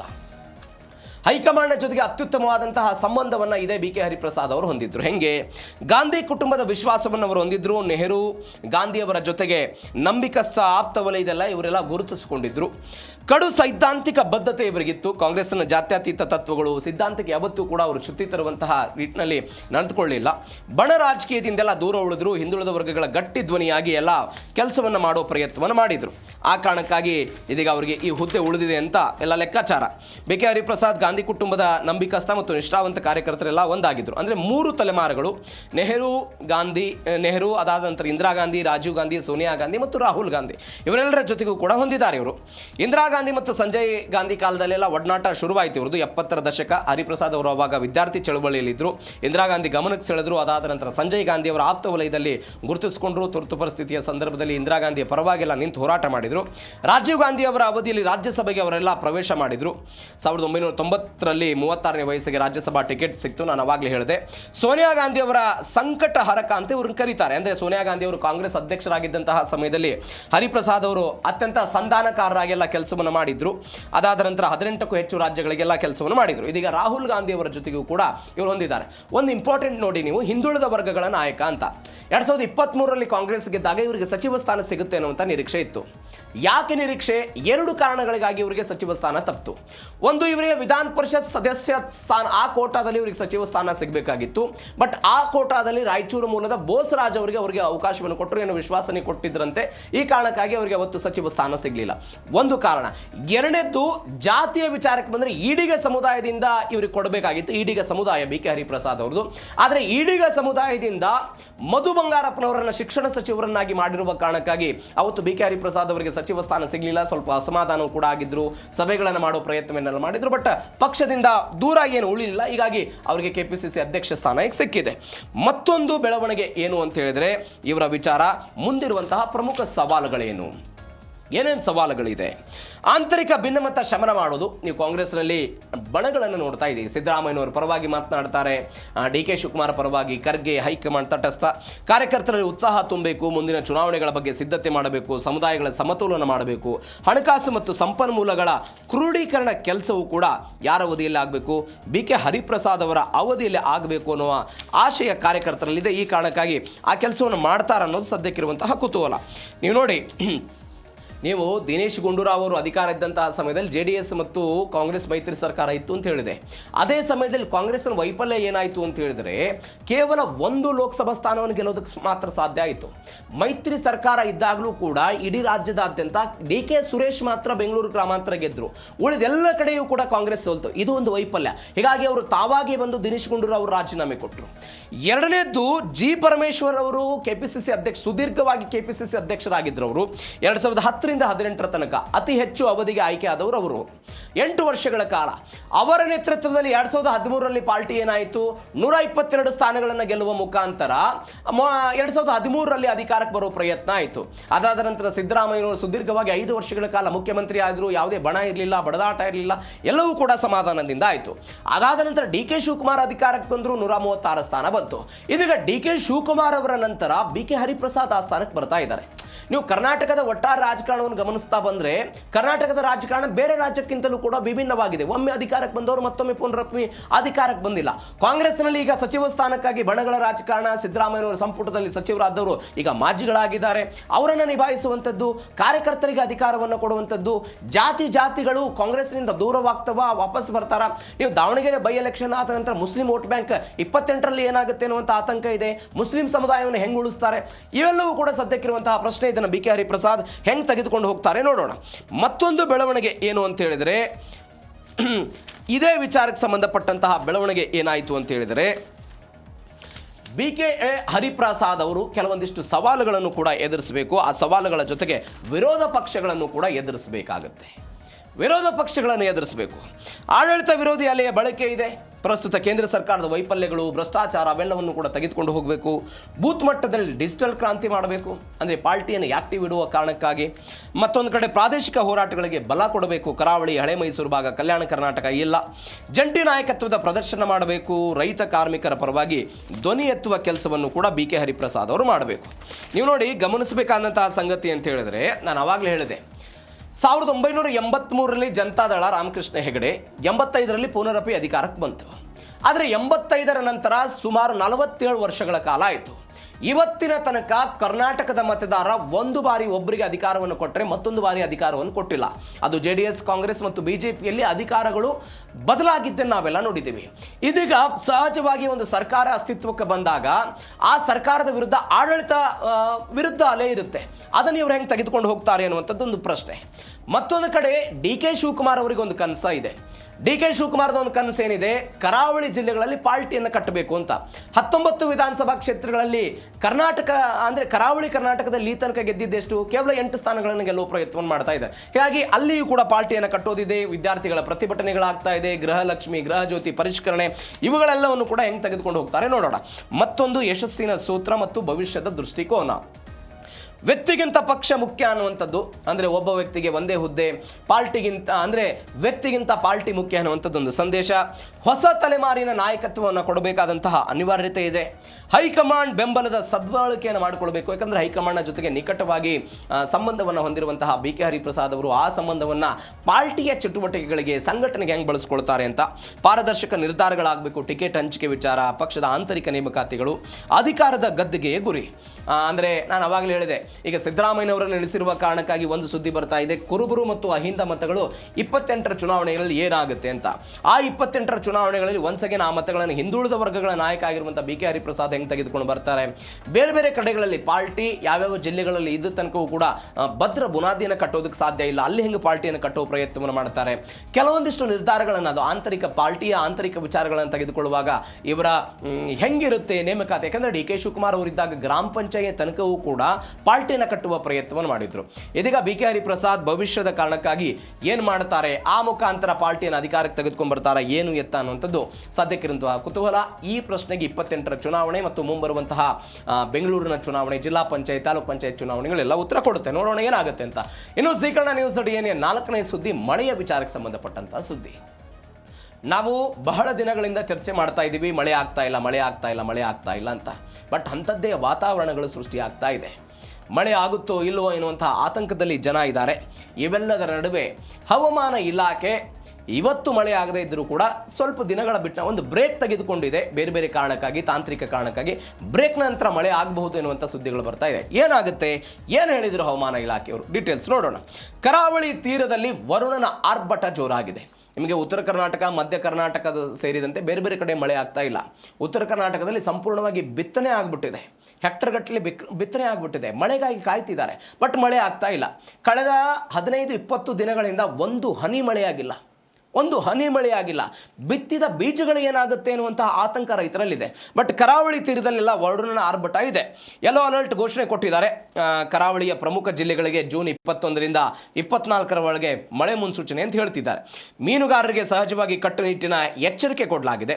ಸಮುದ್ರದ ಅಲೆಗಳ ಅಬ್ಬರ ಇರುತ್ತೆ, ಮೀನುಗಾರರು ಸಮುದ್ರಕ್ಕೆಲ್ಲ ಇಳಿಬಾರದು ಅಂತೆಲ್ಲ ಸೂಚನೆ ಕೊಟ್ಟರು. ಭೀಕರ ಬಿರುಗಾಳಿಯ ವೇಗ ಅಂತ ಹೇಳ್ತಿದ್ದಾರೆ, 40ರಿಂದ 50 ಕಿಲೋಮೀಟರ್ ವೇಗದ ಬಿರುಗಾಳಿ ಸಾಧ್ಯತೆ ಅಂತ ಹೇಳ್ತಿದ್ದಾರೆ. ಮುಂದಿನ 48 ಗಂಟೆಗಳಿಗೆ ಕೃಷಿಕರಿಗೂ ಕೂಡ ಅಲರ್ಟ್ ಕೊಟ್ಟರು. ಕರಾವಳಿಯ ತಗ್ಗು ಪ್ರದೇಶಗಳಿಗೆ ನೀರು ನುಗ್ಗುವಂತಹ ಭೀತಿ ಇದೆ, ಕೃಷಿ ಚಟುವಟಿಕೆಗಳಿಗೆಲ್ಲ ಬಿಡುವಾಗಬಹುದು ಅಂತ. ಮುಂಗಾರು ಚುರುಕುಗೊಂಡಿದೆ ಅಂತ. ದೀರ್ಘ ಬಿಡುವಿನ ಬಳಿಕ ಕರಾವಳಿ ಭಾಗದಲ್ಲಿ ಮುಂಗಾರು ಮಾರುತಗಳೆಲ್ಲ ಸಂಪೂರ್ಣವಾಗಿ ಸಕ್ರಿಯ ಆಗಿದೆ ಅಂತ. ಅಂದರೆ ಜೂನ್ 4ನೇ ತಾರೀಕಿಗೆ ಮುಂಗಾರು ಪ್ರವೇಶ, ಅಂದರೆ ಹೆಚ್ಚು ಕಡಿಮೆ 15-16 ದಿನಗಳಾಗ್ತಾ ಬಂತು. ಆದರೆ ಕರಾವಳಿ ಕೇರಳಂಗೆ ಹತ್ತಿರ ಇರುವ ಕಾರಣಕ್ಕಾಗಿ ಕರಾವಳಿಯ ಅದು ದಕ್ಷಿಣ ಕನ್ನಡ, ಉಡುಪಿ ಈ ಭಾಗಗಳಿಗೆ ಮಳೆ ಆಗ್ಬೋದು. ಅದನ್ನು ಹೊರತಾಗಿ ಮಳೆ ಬೇರೆ ಕಡೆ ಬರ್ತಾ ಇಲ್ಲ. ಈಗ ಬೆಂಗಳೂರಿನಂಥ ಪ್ರದೇಶದಲ್ಲಿ ಸಾಯಂಕಾಲ ಒಂದು ಸ್ವಲ್ಪ, ನಿನ್ನೆ ಬೆಂಗಳೂರಿನ ವಾತಾವರಣ ಗಮನಿಸಿದರೆ ಧೋ ಅಂತ ಮಳೆ ಸುರಿಬಹುದು ಅನ್ನುವಂಥ ವಾತಾವರಣ ಇತ್ತು. ಬಟ್ ಆ ಹವಾಮಾನ ಮಳೆಯಾಗಿ ಕನ್ವರ್ಟ್ ಆಗಲಿಲ್ಲ. ಹಾಗಾಗಿ ಏನಾಗುತ್ತೆ ನೋಡೋಣ. ಕರಾವಳಿಗೆ ಮಾತ್ರ ಇದೀಗ ವರುಣನ ಆರ್ಭಟ ಇದೆ. ಮತ್ತೊಂದು ಕಡೆ ಒಳನಾಡಿನಲ್ಲಿ ಸಿಡಿಲು ಬಿರುಗಾಳಿಯ ಅಬ್ಬರ ಅಂತ ಹೇಳ್ತಾ ಇದ್ದಾರೆ. ಗುಡುಗು ಮಿಂಚಿನ ಮುನ್ನೆಚ್ಚರಿಕೆ ಕೊಟ್ಟಿದ್ದಾರೆ. ಉತ್ತರ ಒಳನಾಡಿನ ಜಿಲ್ಲೆಗಳಲ್ಲಿ ಗಾಳಿ ಸಹಿತ ಮಳೆ ಆಗ್ಬೋದು ಅಂತ ಹವಾಮಾನ ಇಲಾಖೆಯವರು ಹೇಳ್ತಾ ಇದ್ದಾರೆ. ಸುರಕ್ಷಿತ ಸ್ಥಳಗಳಲ್ಲೆಲ್ಲ ನೀವು ಇರಬೇಕು. ಮರಗಳ ಕೆಳಗಡೆ, ಬೀಳುವ ಹಂತದ ಕಟ್ಟಡಗಳ ಕೆಳಗಡೆ ಆಶ್ರಯವನ್ನು ಪಡೆದುಕೊಳ್ಳೋದಿಲ್ಲ, ಅಕ್ಷಮ್ಯ ಅಪರಾಧ ಹಾಗೆಲ್ಲ ಮಾಡಬೇಡಿ ಅಂತ. ಜೂನ್ 22 ಮತ್ತು 23ನೇ ತಾರೀಕಿಗೆ ಅಂದರೆ ನಾಳೆ ಮತ್ತು ನಾಡಿದ್ದು ತೀವ್ರ ಮಳೆ ಆಗ್ಬೋದು ಅಂತ. ಕಲ್ಯಾಣ ಕರ್ನಾಟಕ ಮತ್ತು ಉತ್ತರ ಒಳನಾಡಿನ ಭಾಗಗಳಲ್ಲಿ ಈ 2 ದಿನ ಮಳೆ ತೀವ್ರತೆ ಗರಿಷ್ಠ ಮಟ್ಟದಲ್ಲಿ ಇರುತ್ತೆ ಅಂತೆಲ್ಲ ಹೇಳಿದ್ದಾರೆ. ಬೀದರ್, ಕಲಬುರಗಿ, ಯಾದಗಿರಿ, ರಾಯಚೂರು, ಕೊಪ್ಪಳ, ಬೆಳಗಾವಿ, ಧಾರವಾಡ ಮತ್ತು ಗದಗ ಜಿಲ್ಲೆಗಳಲ್ಲಿ ಮುಂದಿನ 2 ದಿನಗಳಲ್ಲೆಲ್ಲ ಮಳೆ ಆಗ್ಬೋದು ಅಂತ ಹೇಳ್ತಿದ್ದಾರೆ. ಮಲೆನಾಡಲ್ಲಿ ಶಿವಮೊಗ್ಗ, ಹಾಸನ, ಚಿಕ್ಕಮಗಳೂರು ಮತ್ತು ಕೊಡಗು ಜಿಲ್ಲೆಗಳಿಗೂ ಕೂಡ 22ರಿಂದ ಅಂದರೆ ನಾಳೆಯಿಂದ ಯೆಲ್ಲೋ ಅಲರ್ಟ್ ಘೋಷಣೆ ಮಾಡಿದ್ದಾರೆ. ಮಳೆ ಆರಂಭಕ್ಕೂ ಮುನ್ನ ಒಳನಾಡಿನ ಹಲವೆಡೆಯೆಲ್ಲ ಬಲವಾದ ಬಿರುಗಾಳಿ ಹಿನ್ನೆಲೆ ಎಚ್ಚರಿಕೆಯನ್ನು ವಹಿಸಬೇಕು ಅಂತ ಹವಾಮಾನ ಇಲಾಖೆ ಒಂದು ಸೂಚನೆಯನ್ನು ಕೊಟ್ಟಿದೆ. ಇದು ಒಳನಾಡು ಮತ್ತು ಉತ್ತರ ಕರ್ನಾಟಕದ ಜಿಲ್ಲೆಗಳು ಮತ್ತು ಮಲೆನಾಡಿಗೆ ಕೊಟ್ಟಿರುವಂತಹ ಎಚ್ಚರಿಕೆಗಳು. ಅಂದರೆ ಎಲ್ಲಿ ಮಳೆ ಆಗ್ತಾ ಇಲ್ಲ ಅಂತ ಜನ ಎಲ್ಲ ಕಂಗಾಲಾಗ್ಬಿಟ್ಟಿದ್ದಾರೆ, ರೈತರೆಲ್ಲ ಕಂಗಾಲಾಗಿದ್ದಾರೆ. ಆ ಪ್ರದೇಶದಲ್ಲಿ ಮಳೆ ಆಗುತ್ತೆ ಅಂತ. ಮತ್ತೊಂದು ಸಿಲಿಕಾನ್ ಸಿಟಿ ಬೆಂಗಳೂರಿಗೆ ಏನು ಮುನ್ನೆಚ್ಚರಿಕೆ? ಮೋಡ ಕವಿದ ವಾತಾವರಣ ಇರುತ್ತೆ. ಬೆಂಗಳೂರಿನ ಸಿಟಿ, ಬೆಂಗಳೂರು ಸುತ್ತಮುತ್ತಲಿನ ಜಿಲ್ಲೆಗಳೆಲ್ಲ ಮೋಡ ಕವಿದ ವಾತಾವರಣ ಇರುತ್ತೆ, ತಂಪಾದ ಗಾಳಿ ಇರುತ್ತೆ ಅಂತ. ಅಂದರೆ ನಿನ್ನೆ ನೀವು 4 ಗಂಟೆ ಸಂದರ್ಭದಲ್ಲಿ ವಾತಾವರಣ ನೋಡಿದಾಗ ರಾತ್ರಿ 8 ಗಂಟೆ ಭಾಸ ಆಗ್ತಾ ಇತ್ತು. ಆ ಪರಿಪ್ರಮಾಣದಲ್ಲಿ ಹಾಗೆ ಆಗುತ್ತೆ ಅಂತ ಹೇಳ್ತಿದ್ದಾರೆ. ರಾತ್ರಿ ಸಾಧಾರಣ ಮಳೆ ಆಗ್ಬೋದು ಅಂತ, ಹಗಲಿಗಿಂತ ರಾತ್ರಿ ಸಮಯದಲ್ಲಿ ಮಳೆ ಆಗ್ಬೋದು ಅಂತ ಹೇಳ್ತಿದ್ದಾರೆ. ಸಾರ್ವಜನಿಕರೆಲ್ಲ ಮಳೆ ಮತ್ತು ಗಾಳಿ ಇರುವಾಗ ಮರಗಳ ಕೆಳಗೆ, ವಿದ್ಯುತ್ ಕಂಬಗಳ ಕೆಳಗೆ, ಈ ಕಟ್ಟಡಗಳು ಇರುತ್ತಲ್ಲ ಅಲ್ಲೆಲ್ಲ ನಿಲ್ಬೇಡಿ ಅಂತ ಹೇಳಿದ್ದಾರೆ. ವಾಹನ ಸವಾರರೆಲ್ಲರೂ ಎಚ್ಚರಿಕೆಯಿಂದ ಇರಬೇಕು. ಸಂಚಾರ ದಟ್ಟಣೆ ಮತ್ತು ವಾಹನ ಚಾಲನೆ ವೇಳೆ ಜಾಗೃತಿ ಇರಬೇಕು. ತುರ್ತು ಸಹಾಯವಾಣಿ ಎಲ್ಲ ಸಜ್ಜಾಗಿದೆ ಏನಂತ ಎಲ್ಲ ಹೇಳ್ತಾ ಇದ್ದಾರೆ. ಇದು ಬೆಂಗಳೂರಿನ ಮಳೆಯ ವಿಚಾರಕ್ಕೆ ಸಂಬಂಧಪಟ್ಟಂತೆ ಹವಾಮಾನ ಇಲಾಖೆ ಕೊಟ್ಟಂತಹ ಎಚ್ಚರಿಕೆಗಳು. ಅದು ಕರಾವಳಿ ಭಾಗ, ಮಧ್ಯ ಕರ್ನಾಟಕ ಮತ್ತು ಉತ್ತರ ಕರ್ನಾಟಕ ಸೇರಿದಂತೆ ಬೆಂಗಳೂರು. ಹೀಗಾಗಿ ಎಲ್ಲೆಲ್ಲಿ ಮಳೆ ಆಗುತ್ತೆ, ಹವಾಮಾನ ಇಲಾಖೆ ಪ್ರಿಡಿಕ್ಟ್ ಮಾಡಿದ ಹಾಗೆ ಮಳೆ ಬಂದು ರೈತರ ಮುಖದಲ್ಲಿ ಮಂದಹಾಸವನ್ನು ಮೂಡಿಸುತ್ತಾ ಕಾದು ನೋಡೋಣ. ಮಂದಹಾಸ ಬರಲಿ ಅನ್ನೋದು ಕೂಡ ನಮ್ಮ ಆಶೆ ಇದೆ. ಇದು ಜೀಕರಣ ನ್ಯೂಸ್ ಡಿಎನ್ಎಯ 4ನೇ ಸುದ್ದಿ. ಇನ್ನು 5ನೆಯ ಸುದ್ದಿ ಯೋಗಕ್ಕೆ ಸಂಬಂಧಪಟ್ಟಂತೊಂದು ಸುದ್ದಿ. 2014ರಲ್ಲಿ ಬಿಜೆಪಿ ನೇತೃತ್ವದ ನರೇಂದ್ರ ಮೋದಿ ಸರ್ಕಾರ ಅಂತಾರಾಷ್ಟ್ರೀಯ ಯೋಗವನ್ನು ಮಾಡಬೇಕು, ಯೋಗ ದಿನ ಸೆಲೆಬ್ರೇಟ್ ಮಾಡಬೇಕು ಅಂತ ಒಂದು ಕರೆ ಕೊಡ್ತು. ಈ ಕರೆಗೆ 177 ದೇಶಗಳು ಅವತ್ತು ಭಾರತಕ್ಕೆ ಬಹುಪರಾಕಂದು ಓಕೆ ಅಂದು. ಅಲ್ಲಿಂದ ಇಲ್ಲಿಯ ತನಕ ಜೂನ್ 21ನೇ ತಾರೀಕಿಗೆ ಅಂತಾರಾಷ್ಟ್ರೀಯ ಯೋಗ ದಿನವನ್ನು ಸೆಲೆಬ್ರೇಟ್ ಮಾಡಲಾಗ್ತಾ ಇದೆ. ಇವತ್ತು ಕೂಡ ಬೆಂಗಳೂರು ಸೇರಿದಂತೆ ದೇಶದಾದ್ಯಂತ ಅಂತಾರಾಷ್ಟ್ರೀಯ ಯೋಗ ದಿನವನ್ನು ಆಚರಣೆ ಮಾಡಲಾಯಿತು. ಹಾಗಾದರೆ ಯೋಗದ ಹಿನ್ನೆಲೆ ಏನು? ಎಷ್ಟು ವರ್ಷಗಳಿಂದ ಇತ್ತು? ಏನೆಲ್ಲ ಐತಿಹಾಸಿಕ ಸಂಬಂಧ ಯೋಗಕ್ಕಿದೆ? ಕರ್ನಾಟಕಕ್ಕೆ ನಂಟಿದೆ? ಎಲ್ಲವನ್ನು ಕೂಡ ಡೀಟೇಲ್ಸ್ ಆಗಿ ನೋಡ್ತಾ ಹೋಗೋಣ. ಯೋಗದ ಉಗಮ ಮತ್ತು ವೈದ್ಯಕೀಯ ಮೂಲ ಎಲ್ಲಿದೆ? ಏನೇನಿದು? ಹೆಂಗೆ ಉಗಮ ಆಯಿತು? 5000 ವರ್ಷಗಳ ಇತಿಹಾಸ ಇದೆ. ಪಶುಪತಿ ಮುದ್ರೆ ಯೋಗದ ಮೊದಲ ಹೆಜ್ಜೆ ಗುರುತು ನಮಗೆ ಸಿಕ್ತು. ಯುಜ್ ಧಾತು, ಆತ್ಮ ಮತ್ತು ಪರಮಾತ್ಮನ ಮಿಲನವೇ ಯೋಗ ಅಂತ ಹೇಳಲಾಗುತ್ತೆ. ಋಗ್ವೇದದಲ್ಲಿ ಇದರ ಉಲ್ಲೇಖ, ಮಾನವ ಇತಿಹಾಸದ ಅತ್ಯಂತ ಹಳೆಯ ಗ್ರಂಥದಲ್ಲಿ ಇದೆಲ್ಲವೂ ಕೂಡ ಉಗಮವಾಗಿದ್ದನ್ನು ನಾವು ನೋಡ್ತಾ ಇದ್ದೇವೆ. ಏನೇನಂತ ಹೇಳಿದರೆ ಯೋಗಕ್ಕೆ ಸಂಬಂಧಪಟ್ಟಂತಹ ಇತಿಹಾಸ, ಸಿಂಧೂ ಕಣಿವೆ ನಾಗರಿಕತೆ ಅಂದರೆ ಕ್ರಿಸ್ತಪೂರ್ವ 3300 ಮತ್ತು 1300 ಹರಪ್ಪ ಮತ್ತು ಮೆಹೆಂಜೋದಾರ್ ಉತ್ಖನಗಳಲ್ಲಿ ಮಣ್ಣಿನ ಮುದ್ರೆಗಳೆಲ್ಲ ಪ್ರಾಣಿಗಳ ನಡುವೆ ಧ್ಯಾನಸ್ಥ ಭಂಗಿಯಲ್ಲಿ ಪಾಶುಪತ ಶಿವ ಇವೆಲ್ಲವೂ ಕೂಡ ಕಂಡುಬಂತು. ಇದು ಯೋಗದ ಅತ್ಯಂತ ಹಳೆಯ ಭೌತಿಕ ಪುರಾವೆ ಅಂತ ಹೇಳಲಾಗುತ್ತೆ. ಅದಾದ ನಂತರ ಯೋಗ ಅನ್ನೋ ಪದವನ್ನು ಋಗ್ವೇದದಲ್ಲಿ ಬಳಸಲಾಯಿತು. ಯೋಗ ಅಂತ ಹೇಳಿದರೆ ಆತ್ಮ ಮತ್ತು ಪರಮಾತ್ಮನ ಜೋಡಣೆ, ಅಂದರೆ ಯುಜ್ ಎನ್ನುವಂಥ ಒಂದು ಪದ ಏನಿದೆ ಅದು ಒಂದಾಗೋದು ಅನ್ನುವಂಥದ್ದು ಅರ್ಥ. ಅದಾದ ನಂತರ ಪತಂಜಲಿ ಯೋಗ ಸೂತ್ರ ಬಂತು. ಕ್ರಿಸ್ತಪೂರ್ವ 2ನೇ ಶತಮಾನದ ಆಸುಪಾಸಿನಲ್ಲಿ ಯೋಗ ಸೂತ್ರ 196 ಸೂತ್ರಗಳ ಗ್ರಂಥದಲ್ಲಿ ಅದೆಲ್ಲ ಕೂಡಿಸಿದ್ರು. ಅಷ್ಟಾಂಗ ಯೋಗ, ಯಮ, ನಿಯಮ, ಆಸನ, ಪ್ರಾಣಾಯಾಮ, ಪ್ರತ್ಯಾಹಾರ, ಧಾರಣ, ಧ್ಯಾನ, ಸಮಾಧಿ ಇವೆಲ್ಲವನ್ನು ಕೂಡ ವಿಂಗಡಣೆ ಮಾಡಿದರು.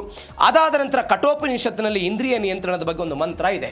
ಏನು ಮಂತ್ರ ಅಂತ ಹೇಳಿದರೆ ಆತ್ಮ, ಶರೀರ, ಬುದ್ಧಿ, ಮನಸ್ಸು, ಇಂದ್ರಿಯಗಳು ಮತ್ತು ಪ್ರಪಂಚದ ವಿಚಾರಗಳು ಇವುಗಳನ್ನು ಹೆಂಗೆ ನಿಯಂತ್ರಣ ಇಡ್ತೀವಿ ಅನ್ನೋದ್ರ ಮೇಲೆ ಒಟ್ಟಾರೆ ನಮ್ಮ ದೇಹ ಕೆಲಸ ಮಾಡುತ್ತೆ ಅನ್ನೋದಕ್ಕೂ ಕೂಡ ಅದರಲ್ಲಿ ಒಂದು ವಿವರಣೆಯನ್ನು ಕೊಡಲಾಗಿದೆ. ಹೀಗಾಗಿ ಒಂದು ಐತಿಹಾಸಿಕ ಸಂಬಂಧ ಯಾರ ಜೊತೆಗಿದೆ? ಯೋಗಕ್ಕಿದೆ. ಅದನ್ನು ಭಾರತ ಇವತ್ತು ಜಗತ್ತಿಗೆ ಕೊಟ್ಟಿದೆ. ಮತ್ತೊಂದು ಕಡೆ ಶಾಸ್ತ್ರೀಯ ಯೋಗ ಮತ್ತು ಅಷ್ಟಾಂಗ ಯೋಗ ಏನಿದು? ಪತಂಜಲಿ ಯೋಗ ಸೂತ್ರ 196 ಸೂತ್ರಗಳ ಮುಖಾಂತರ ಯೋಗದ ಕ್ರೋಢೀಕರಣವನ್ನು ಮಾಡಲಾಯಿತು. ಚಿತ್ತವೃತ್ತಿ ನಿರೋಧಂ ಯೋಗವನ್ನು ಸಂಪೂರ್ಣ ಮಾನಸಿಕ ವಿಜ್ಞಾನವಾಗಿಸಿದ್ರು ಯಾರು? ಪತಂಜಲಿಯವರು. ಬಾಹ್ಯ ಶಿಸ್ತು, ಜೀವನ ಕ್ರಮವನ್ನು ಸರಿಪಡಿಸುವಂಥ ಯಮ, ನಿಯಮ, ಆಸನ, ಪ್ರಾಣಾಯಾಮ ಇವೆಲ್ಲವನ್ನು ಕೂಡ ಅದರಲ್ಲಿ ಉಲ್ಲೇಖ ಮಾಡಲಾಯಿತು. ಕ್ರಿಸ್ತಪೂರ್ವ 2ನೇ ಶತಮಾನದ ಆಸ್ತುಪಾಸನ್ನು ಯೋಗದ ಇತಿಹಾಸದಲ್ಲಿ ಶಾಸ್ತ್ರೀಯ ಯೋಗ ಅಂತೆಲ್ಲ ಕರೀತಾರೆ. ಮಹರ್ಷಿ ಪತಂಜಲಿಯವರ ಕೊಡುಗೆ ಇದಕ್ಕೆ. ಪತಂಜಲಿಯವರು ಇವರಿಗಿಂತ ಮುಂಚೆ ಯೋಗ ವೇದ, ಉಪನಿಷತ್ತು ಮತ್ತು ಪುರಾಣಗಳಲ್ಲಿ ಮಾತ್ರ ಹರಡಿಕೊಂಡಿತ್ತು. ಅದಾದ ನಂತರ ಪತಂಜಲಿಯವರು ಎಲ್ಲ ಜ್ಞಾನವನ್ನು ಕ್ರೋಢೀಕರಿಸಿ ಪತಂಜಲಿ ಯೋಗ ಸೂತ್ರ ಅನ್ನುವಂಥ ಗ್ರಂಥವನ್ನು ಬರೆದರು. ಇದರಲ್ಲಿ 4 ಅಧ್ಯಾಯ ಇದೆ, 196 ಸೂತ್ರಗಳಿದೆ. ನಮಗೆಲ್ಲ ಗೊತ್ತಿದೆ ಇದ್ರ ಬಗ್ಗೆ. ವೈಜ್ಞಾನಿಕ ಮತ್ತು ಪಾರದರ್ಶಕ ತಳಹದಿಯನ್ನು ಇದರೆಲ್ಲ ಕೊಟ್ಟರು. ಅದಾದ ನಂತರ ಇದಕ್ಕೆ ಆಧುನಿಕ ಯೋಗದ ಪಿತಾಮಹ ಅಂತ ಪತಂಜಲಿಗಳನ್ನೆಲ್ಲ ಕರೀಲಾಯಿತು. ಅಂದರೆ ಪತಂಜಲಿ ಪ್ರಕಾರ ಯೋಗ ಅಂತ ಹೇಳಿದ್ರೆ ಮನಸ್ಸಿನ ಅಲದಾಟವನ್ನು ಸಂಪೂರ್ಣವಾಗಿ ನಿಯಂತ್ರಣ ಮಾಡೋದೇ ಯೋಗ ಅನ್ನುವಂಥದ್ದೊಂದನ್ನು ಅದನ್ನು ತೆಗೆದುಕೊಂಡು ಬರೋ ಪ್ರಯತ್ನವನ್ನು ಮಾಡಿದ್ರು. ಮನಸ್ಸನ್ನು ನಿಯಂತ್ರಣ ಮಾಡಿ ಆತ್ಮ ಸಾಕ್ಷಾತ್ಕಾರ ಅಥವಾ ಸಮಾಧಿ ಸ್ಥಿತಿಯನ್ನು ತಲುಪೋದಕ್ಕೆ ಪತಂಜಲಿಯವರು ಒಂದು 8 ಮಾರ್ಗಗಳನ್ನು ಅವರು ಕೊಟ್ಟರು. ಅದಕ್ಕೆ ಅಷ್ಟಾಂಗ ಯೋಗ ಅಂತ ಕರೆದ್ರು. ಅದನ್ನು ಯಮ, ನಿಯಮ, ಆಸನ, ಪ್ರಾಣಾಯಾಮ, ಪ್ರತ್ಯಾಹಾರ, ಧಾರಣ, ಧ್ಯಾನ ಮತ್ತು ಸಮಾಧಿ ಅಂತ ಎಲ್ಲವೂ ಕೂಡ ಉಲ್ಲೇಖ ಆಯಿತು. ಇದು ಶಾಸ್ತ್ರೀಯ ಮತ್ತು ಅಷ್ಟಾಂಗ ಯೋಗದ ಬಗ್ಗೆ. ಎಲ್ಲದರ ಬಗ್ಗೆಯೂ ಕೂಡ ಇದರಲ್ಲಿ ಉಲ್ಲೇಖ ಮಾಡೋ ಪ್ರಯತ್ನ ಆಯಿತು. ಮತ್ತೊಂದು ಬೆಳವಣಿಗೆ ಏನು ಅಂತ ಹೇಳಿದರೆ ಇದೇ ವಿಚಾರದಲ್ಲಿ ಏನೇನಾಯಿತು ಅಂತ ಹೇಳಿದರೆ ಭಗವದ್ಗೀತೆ ಮತ್ತು ಜೀವನ ಧರ್ಮ. ಭಗವದ್ಗೀತೆ ಮತ್ತು ಜೀವನ ಧರ್ಮ ಯುದ್ಧ ಭೂಮಿಯ ಬೋಧನೆ, ಅರ್ಜುನನ ಖಿನ್ನತೆಯನ್ನು ದೂರವಾಗಿಸಿದಂತಹ ಕೃಷ್ಣನ ಯೋಗ ಪಾಠ, ಕರ್ಮಯೋಗದಲ್ಲಿ ಕರ್ಮಣ್ಣೆ ವಾದಿ ಕಾರ್ಯಸ್ಥೆ ಮಾಫಲೇಸು ಕದಾಚನ ಅಂತ. ಅಂದರೆ ಕರ್ತವ್ಯವನ್ನು ನಿಭಾಯಿಸುವುದು ಮಾತ್ರ ನಮ್ಮ ಕೆಲಸ, ಫಲಿತಾಂಶಕ್ಕಾಗಿ ಯಾವುದೇ ಕಾರಣಕ್ಕೂ ಅಪೇಕ್ಷೆಯನ್ನು ಪಡಬಾರದು ಅಂತ ಯುದ್ಧ ಭೂಮಿಯಲ್ಲಿ ಇಂಥದ್ದೊಂದು ಬೋಧನೆ ಆಯ್ತಲ್ಲ, ಅದು ಕೂಡ ಯೋಗ ಅಂತ. ಜ್ಞಾನ ಮತ್ತು ಭಕ್ತಿ ಯೋಗ, ವಿವೇಚನೆಯಿಂದ ಸತ್ಯವನ್ನು ತಿಳಿಯೋದು ಜ್ಞಾನ ಅಂತ ಹೇಳಲಾಗುತ್ತೆ. ಒಟ್ಟಾರೆ ಭಕ್ತಿ ಅದು ಪ್ರೇಮ ಅಂತ. ಸಮತ್ವಂ ಯೋಗ ಅಂತ, ಜಯ ಅಪಜಯಗಳನ್ನು ಸಮಾನವಾಗಿ ಸ್ವೀಕಾರ ಮಾಡೋದು ಅಂತ. ಕರ್ಮಯೋಗದಲ್ಲಿ ಹೇಳಲಾಗುತ್ತೆ ಕರ್ಮಣ್ಣೆ ವಾದಿ ಕಾರ್ಯಸ್ತು ಮಾಫಲೇಶು ಕದಾಚನ ಅಂತ. ಫಲಿತಾಂಶದ ಮೇಲೆ ಅತಿಯಾದ ಆಸೆ ಇಡಬಾರ್ದು, ಭಯ ಖಿನ್ನತೆಗೆಲ್ಲ ಕಾರಣ ಆಗುತ್ತೆ.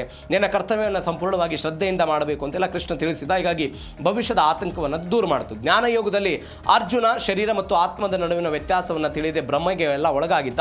ಕೃಷ್ಣ ಸಾಂಖ್ಯಯೋಗ ಮತ್ತು ಜ್ಞಾನಯೋಗದ ಮುಖಾಂತರ ಸತ್ಯವನ್ನು ದರ್ಶಿಸಿದ. ಶರೀರವು ಕೇವಲ ಬಟ್ಟೆ ಇದ್ದಂತೆ, ಹುಟ್ಟು ಮತ್ತು ಸಾವು ಎಲ್ಲ ಪ್ರಕೃತಿಯ ನಿಯಮ ಅನ್ನೋದನ್ನು ಅಲ್ಲಿಯೂ ಕೂಡ ಹೇಳಲಾಯಿತು. ಬುದ್ಧಿಯೋಗ ಮತ್ತು ಸ್ಥಿತಪ್ರಜ್ಞೆ, ಸುಖ ದುಃಖ, ಜಯ ಅಪಜಯ, ಲಾಭ ನಷ್ಟಗಳನ್ನು ಸಮಾನವಾಗಿ ಸ್ವೀಕಾರ ಮಾಡೋದಿಲ್ಲ ಅಂತ ಹೇಳ್ತಾ ಇತ್ತು. ಭಕ್ತಿ ಯೋಗದಲ್ಲಿ ಎಲ್ಲ ಚಿಂತೆಗಳನ್ನು ಬಿಟ್ಟು ಪರಮಾತ್ಮನಿಗೆ ಶರಣಾಗಬೇಕು ಅಂತ ಅಲ್ಲಿ ಹೇಳಿಕೊಡೋ ಪ್ರಯತ್ನ ಆಯಿತು. ಅದು ಭಗವದ್ಗೀತೆ ಮತ್ತು ಜೀವನ ಧರ್ಮ.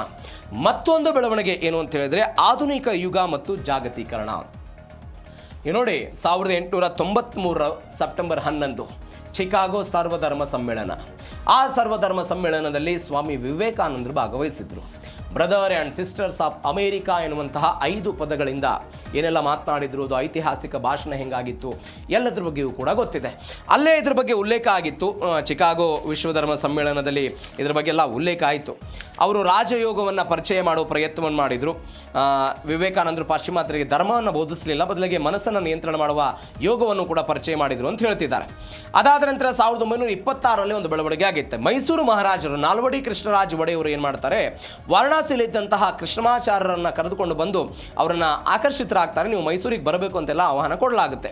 ಅದಾದ ನಂತರ ತಮ್ಮ ಆಸ್ಥಾನ ವಿದ್ವಾಂಸರನ್ನಾಗಿ ನೇಮಕ ಮಾಡಿಕೊಂಡು ಮೈಸೂರಿನ ಇವತ್ತು ಜಗಮೋಹನ್ ಅರಮನೆ ಏನಿದೆ ಅಲ್ಲಿ ಯೋಗ ಪ್ರಚಾರ ಮತ್ತು ಚಿಕಿತ್ಸೆಗಾಗಿ ಒಂದು ಪ್ರತ್ಯೇಕ ಯೋಗ ಶಾಲೆಯನ್ನೆಲ್ಲ ಆರಂಭ ಮಾಡೋದಕ್ಕೆಲ್ಲ ಸಂಪೂರ್ಣವಾಗಿ ಕೊಟ್ಟರು. ಅದಾದ ನಂತರ ಈ ಕೃಷ್ಣಮಾಚಾರ್ಯ ಉಪಕರಣಗಳಿಲ್ಲದಂತಹ ಶಸ್ತ್ರಚಿಕಿತ್ಸೆ ಅಂತೆಲ್ಲ ಕೊಡೋದಕ್ಕೆ ಶುರು ಮಾಡಿದ್ರು. ಕಾಯಿಲೆಯನ್ನೆಲ್ಲ ಪತ್ತೆ ಮಾಡ್ತಿದ್ರು. ಆ ಕೆಲಸ ಎಲ್ಲ ಆಯಿತು. ಇದಾದ ನಂತರ ಇವರ ಶಿಷ್ಯ BKS ಅಯ್ಯಂಗಾರ್ ಅವರು ಯೋಗದ ಜೋಡಣೆ ಮತ್ತು ಚಿಕಿತ್ಸಕ ಯೋಗಕ್ಕೆ ಜಾಗತಿಕ ಒಂದು ಬ್ರ್ಯಾಂಡ್ ಅನ್ನು ತೆಗೆದುಕೊಂಡು ಬಂದರು. ಅದಾದ ನಂತರ 2014ರಲ್ಲಿ ಪ್ರಧಾನಿ ನರೇಂದ್ರ ಮೋದಿ ಅವರು ಏನು ಮಾಡಿದ್ರು, ಜಾಗತಿಕವಾಗಿ ಅಂತಾರಾಷ್ಟ್ರೀಯ ಯೋಗ ದಿನವನ್ನು ಮುನ್ನೆಲೆಗೆ ತೆಗೆದುಕೊಂಡು ಬಂದರು. 177 ದೇಶಗಳೆಲ್ಲ ಅದಕ್ಕೆ ಬೆಂಬಲವನ್ನು ಕೊಟ್ಟಿತ್ತು. ಮತ್ತೊಂದು ಕಡೆ ಕೇವಲ ಯೋಗ ಭಾರತಕ್ಕೆ ಇವತ್ತು ಸೀಮಿತ ಆಗಿಲ್ಲ, ಕರ್ನಾಟಕಕ್ಕೆ ಮಾತ್ರ ಸೀಮಿತವಾಗಿಲ್ಲ, ಅಂತಾರಾಷ್ಟ್ರೀಯವಾಗಿ ವ್ಯಾಪಕವಾಗಿ ಅಂದರೆ ವಿಶ್ವಸಂಸ್ಥೆಯಲ್ಲಿ ಇದರ ಬಗ್ಗೆ ಧ್ವನಿಯನ್ನು ಎಲ್ಲವೂ ಕೂಡ ಆಗಿದ್ದನ್ನು ನೋಡಿದ್ದೀವಿ. ಇದೀಗ $1 ಬಿಲಿಯನ್ ಉದ್ಯಮ ಮತ್ತು ಭವಿಷ್ಯ ಇದೆ. ಹೆಂಗೆ? ವೈದ್ಯಕೀಯ ಮನ್ನಣೆ ಸಿಕ್ಕಿದೆ. ಒತ್ತಡ ಮತ್ತು ಜೀವನ ಶೈಲಿಗಳಿಗೆ ರಾಮಬಾಣ. ಈಗ ವೈದ್ಯ ಲೋಕ ಅಥವಾ ವೈದ್ಯಕೀಯ ಅಂತ ಹೇಳಿದ್ರೆ ಕೇವಲ ಪಾಶ್ಚಾತ್ಯ ದೇಶಗಳ ಮೇಲೆ ಅವಲಂಬನೆ. ಬಟ್ ಇವತ್ತೇ ಪಾಶ್ಚಿಮಾತ್ಯರು ಯೋಗದ ಕಾರಣಕ್ಕಾಗಿ ಭಾರತಕ್ಕೆ ಬರ್ತಾರೆ. ಮೈಸೂರಿನಂತಹ ಸಿಟಿಗಳಿಗೆ ಬರ್ತಾರೆ, ಋಷಿಕೇಶನಂತಹ ಸಿಟಿಗಳಿಗೆ ಬರ್ತಾರೆ, ಬೇರೆ ಬೇರೆ ನಗರಗಳಿಗೆ ಬರ್ತಾರೆ, ಹಿಮಾಲಯ ಪರ್ವತಗಳಿಗೆಲ್ಲ ಬರ್ತಾರೆ. ಯಾವ ಕಾರಣಕ್ಕಾಗಿ? ಯೋಗವನ್ನು ಕಲಿಬೇಕು, ಯೋಗವನ್ನು ಅನುಷ್ಠಾನ ಮಾಡಬೇಕು ಅನ್ನುವ ಕಾರಣಕ್ಕಾಗಿ. ಹೀಗಾಗಿ ಅಂತಾರಾಷ್ಟ್ರೀಯ ಬ್ರ್ಯಾಂಡ್ ಆಗಿದೆ, $1 ಬಿಲಿಯನ್ ಮಾರುಕಟ್ಟೆಯೂ ಕೂಡ ಇದೆ. ಅದು ಯೋಗ ಮ್ಯಾಟ್ಸ್ ಆಗಿರ್ಬೋದು, ಆಕ್ಟಿವೇರ್ ಜಾಗತಿಕವಾಗಿ ಹಬ್ ಆಗಿದೆ, ಡಿಜಿಟಲ್ ಯೋಗ ಇದೆ, ಆ್ಯಪ್ಸ್, ಆನ್ಲೈನ್ ಕ್ಲಾಸ್ ಮುಖಾಂತರ. ಅಂದರೆ ಭಾರತೀಯ ಯೋಗ ಶಿಕ್ಷಕರಿಗೂ ಕೂಡ ದೊಡ್ಡ ಮಟ್ಟದ ಮಾನ್ಯತೆ ಇದೆ. ಯೋಗ ಪ್ರವಾಸೋದ್ಯಮ ಇದೆ. ಋಷಿಕೇಶ, ಮೈಸೂರಿಗೆಲ್ಲ ಬರ್ತಾರೆ. ನದಿ ತೀರದಲ್ಲಿ ಹುಟ್ಟಿದ ಕಲೆ ಇವತ್ತು ಜಾಗತಿಕವಾಗಿ ಆರೋಗ್ಯದ ಕಲೆಯಾಗಿ ಮಾರ್ಪಟ್ಟಿದೆ. ನೀವು ನೋಡಿ, ಕೇವಲ ಪ್ರಾಚೀನ ಆಧ್ಯಾತ್ಮಿಕ ಪದ್ಧತಿಯಾಗಿದ್ದಂಥ ಯೋಗ ಇವತ್ತು ಜಾಗತಿಕ ಮಟ್ಟದಲ್ಲಿ 10,80,000 ಕೋಟಿಗೂ ಕೂಡ ಹೆಚ್ಚು ಮಾರ್ಪಟ್ಟಿದೆ ಅಂತೆ. ದೈಹಿಕ ಮಾನಸಿಕ ಆರೋಗ್ಯದ ಜಾಗೃತಿ ಹೆಚ್ಚಾದಂತೆ ಜಾಗತಿಕವಾಗಿ ಸ್ವಾಸ್ಥ್ಯ ಮಾರುಕಟ್ಟೆಯು ಕೂಡ ಇದಕ್ಕೆ ಚಾಲಕ ಶಕ್ತಿಯಾಗಿದೆ. ನೀವು ನೋಡಿ, ಯೋಗದ ಮಾರುಕಟ್ಟೆಯಲ್ಲಿ ಒಂದು ಉಡುಪುಗಳತೆ ದೊಡ್ಡ ಪಾಲು ಅಂತ ಹೇಳ್ತಾರೆ. ಕೆನಡಾದ ಒಂದು ಕಂಪನಿ ಕೇವಲ ಯೋಗ ಪ್ಯಾಂಟ್ಗಳು ಮತ್ತು ಉಡುಪುಗಳನ್ನು ಮಾರಿ ವರ್ಷಕ್ಕೆ $9.6 ಬಿಲಿಯನ್ ಆದಾಯವನ್ನು ಗಳಿಸ್ತಾ ಇದೆ. ಅಮೆರಿಕಾದ ಒಂದು ಬ್ರ್ಯಾಂಡ್ $4 ಬಿಲಿಯನ್ ಮೌಲ್ಯವನ್ನು ವರ್ಷಕ್ಕೆ ಆದಾಯವಾಗಿ ತೆಗೆದುಕೊಳ್ತಾ ಇದ್ದಾರೆ. ಅಮೆರಿಕ, ಯುರೋಪ್ ಮತ್ತು ಜಪಾನ್, ಆಸ್ಟ್ರೇಲಿಯಾದಂತಹ ದೇಶಗಳಲ್ಲಿ ಈ ಭಾರತದ ಪ್ರಮಾಣೀಕೃತ ಯೋಗ ಶಿಕ್ಷಕರಿಗೆ ದೊಡ್ಡ ಮಟ್ಟದ ಬೇಡಿಕೆಯಾಗಿದೆ. ಅಂದರೆ ಈ ಮುಖಾಂತರ ಒಂದು ಯೋಗ ಕೇವಲ ಭಾರತಕ್ಕೆ ಸೀಮಿತವಾಗದೆ ಅಂತಾರಾಷ್ಟ್ರೀಯ ಮಾನ್ಯತೆಯನ್ನು ಪಡೆದುಕೊಂಡು ಇವತ್ತು $1 ಬಿಲಿಯನ್ ಉದ್ಯಮವಾಗಿ ಒಂದು ಹರಡಿಕೊಂಡಿರೋದು. ಅಂದರೆ ಯಾರ ಯೋಗ ಕಲಿತಾರೆ, ಕೇವಲ ಯೋಗ ಅನ್ನೋದು ಮನಸ್ಸಿಗೆ ಒಂದು ಶಾಂತಿಯನ್ನು ಕೊಡುತ್ತೆ ಅಂತ. ನೀವು ಕರ್ನಾಟಕದಲ್ಲೇ ನೋಡಿ, ಇವತ್ತು ಯೋಗದ ಕ್ಲಾಸ್ಗಳು ಅದು ಆನ್ಲೈನ್ ಮುಖಾಂತರ ಆಗಿದ್ದು ಹೆಚ್ಚಾಗಿ ನಾವು ನೋಡ್ತಾ ಇದ್ದೀವಿ. ಅಂದರೆ ಯೋಗದ ಕಡೆಗೆ ಹೋಗ್ತಾ ಇರೋದನ್ನು ನಾವೆಲ್ಲ ನೋಡ್ತಾ ಇದ್ದೀವಿ. ಹೀಗಾಗಿ ಅಂತಾರಾಷ್ಟ್ರೀಯ ಮನ್ನಣೆಯನ್ನು ಕೂಡ ಇದಕ್ಕೆ ಗಳಿಸಿರೋದು. ಇದರೊಂದಿಗೆ ಇವತ್ತಿನ ಜೀ ಕನ್ನಡ ನ್ಯೂಸ್ ಏನೇ ಮುಗಿಸ್ತಾ ಇದ್ದೀನಿ. ನೋಡ್ತಾ ಇರಿ ಜೀ ಕನ್ನಡ ನ್ಯೂಸ್, ಸತ್ಯವೇ ಸುದ್ದಿಯ ಜೀವಾಳ.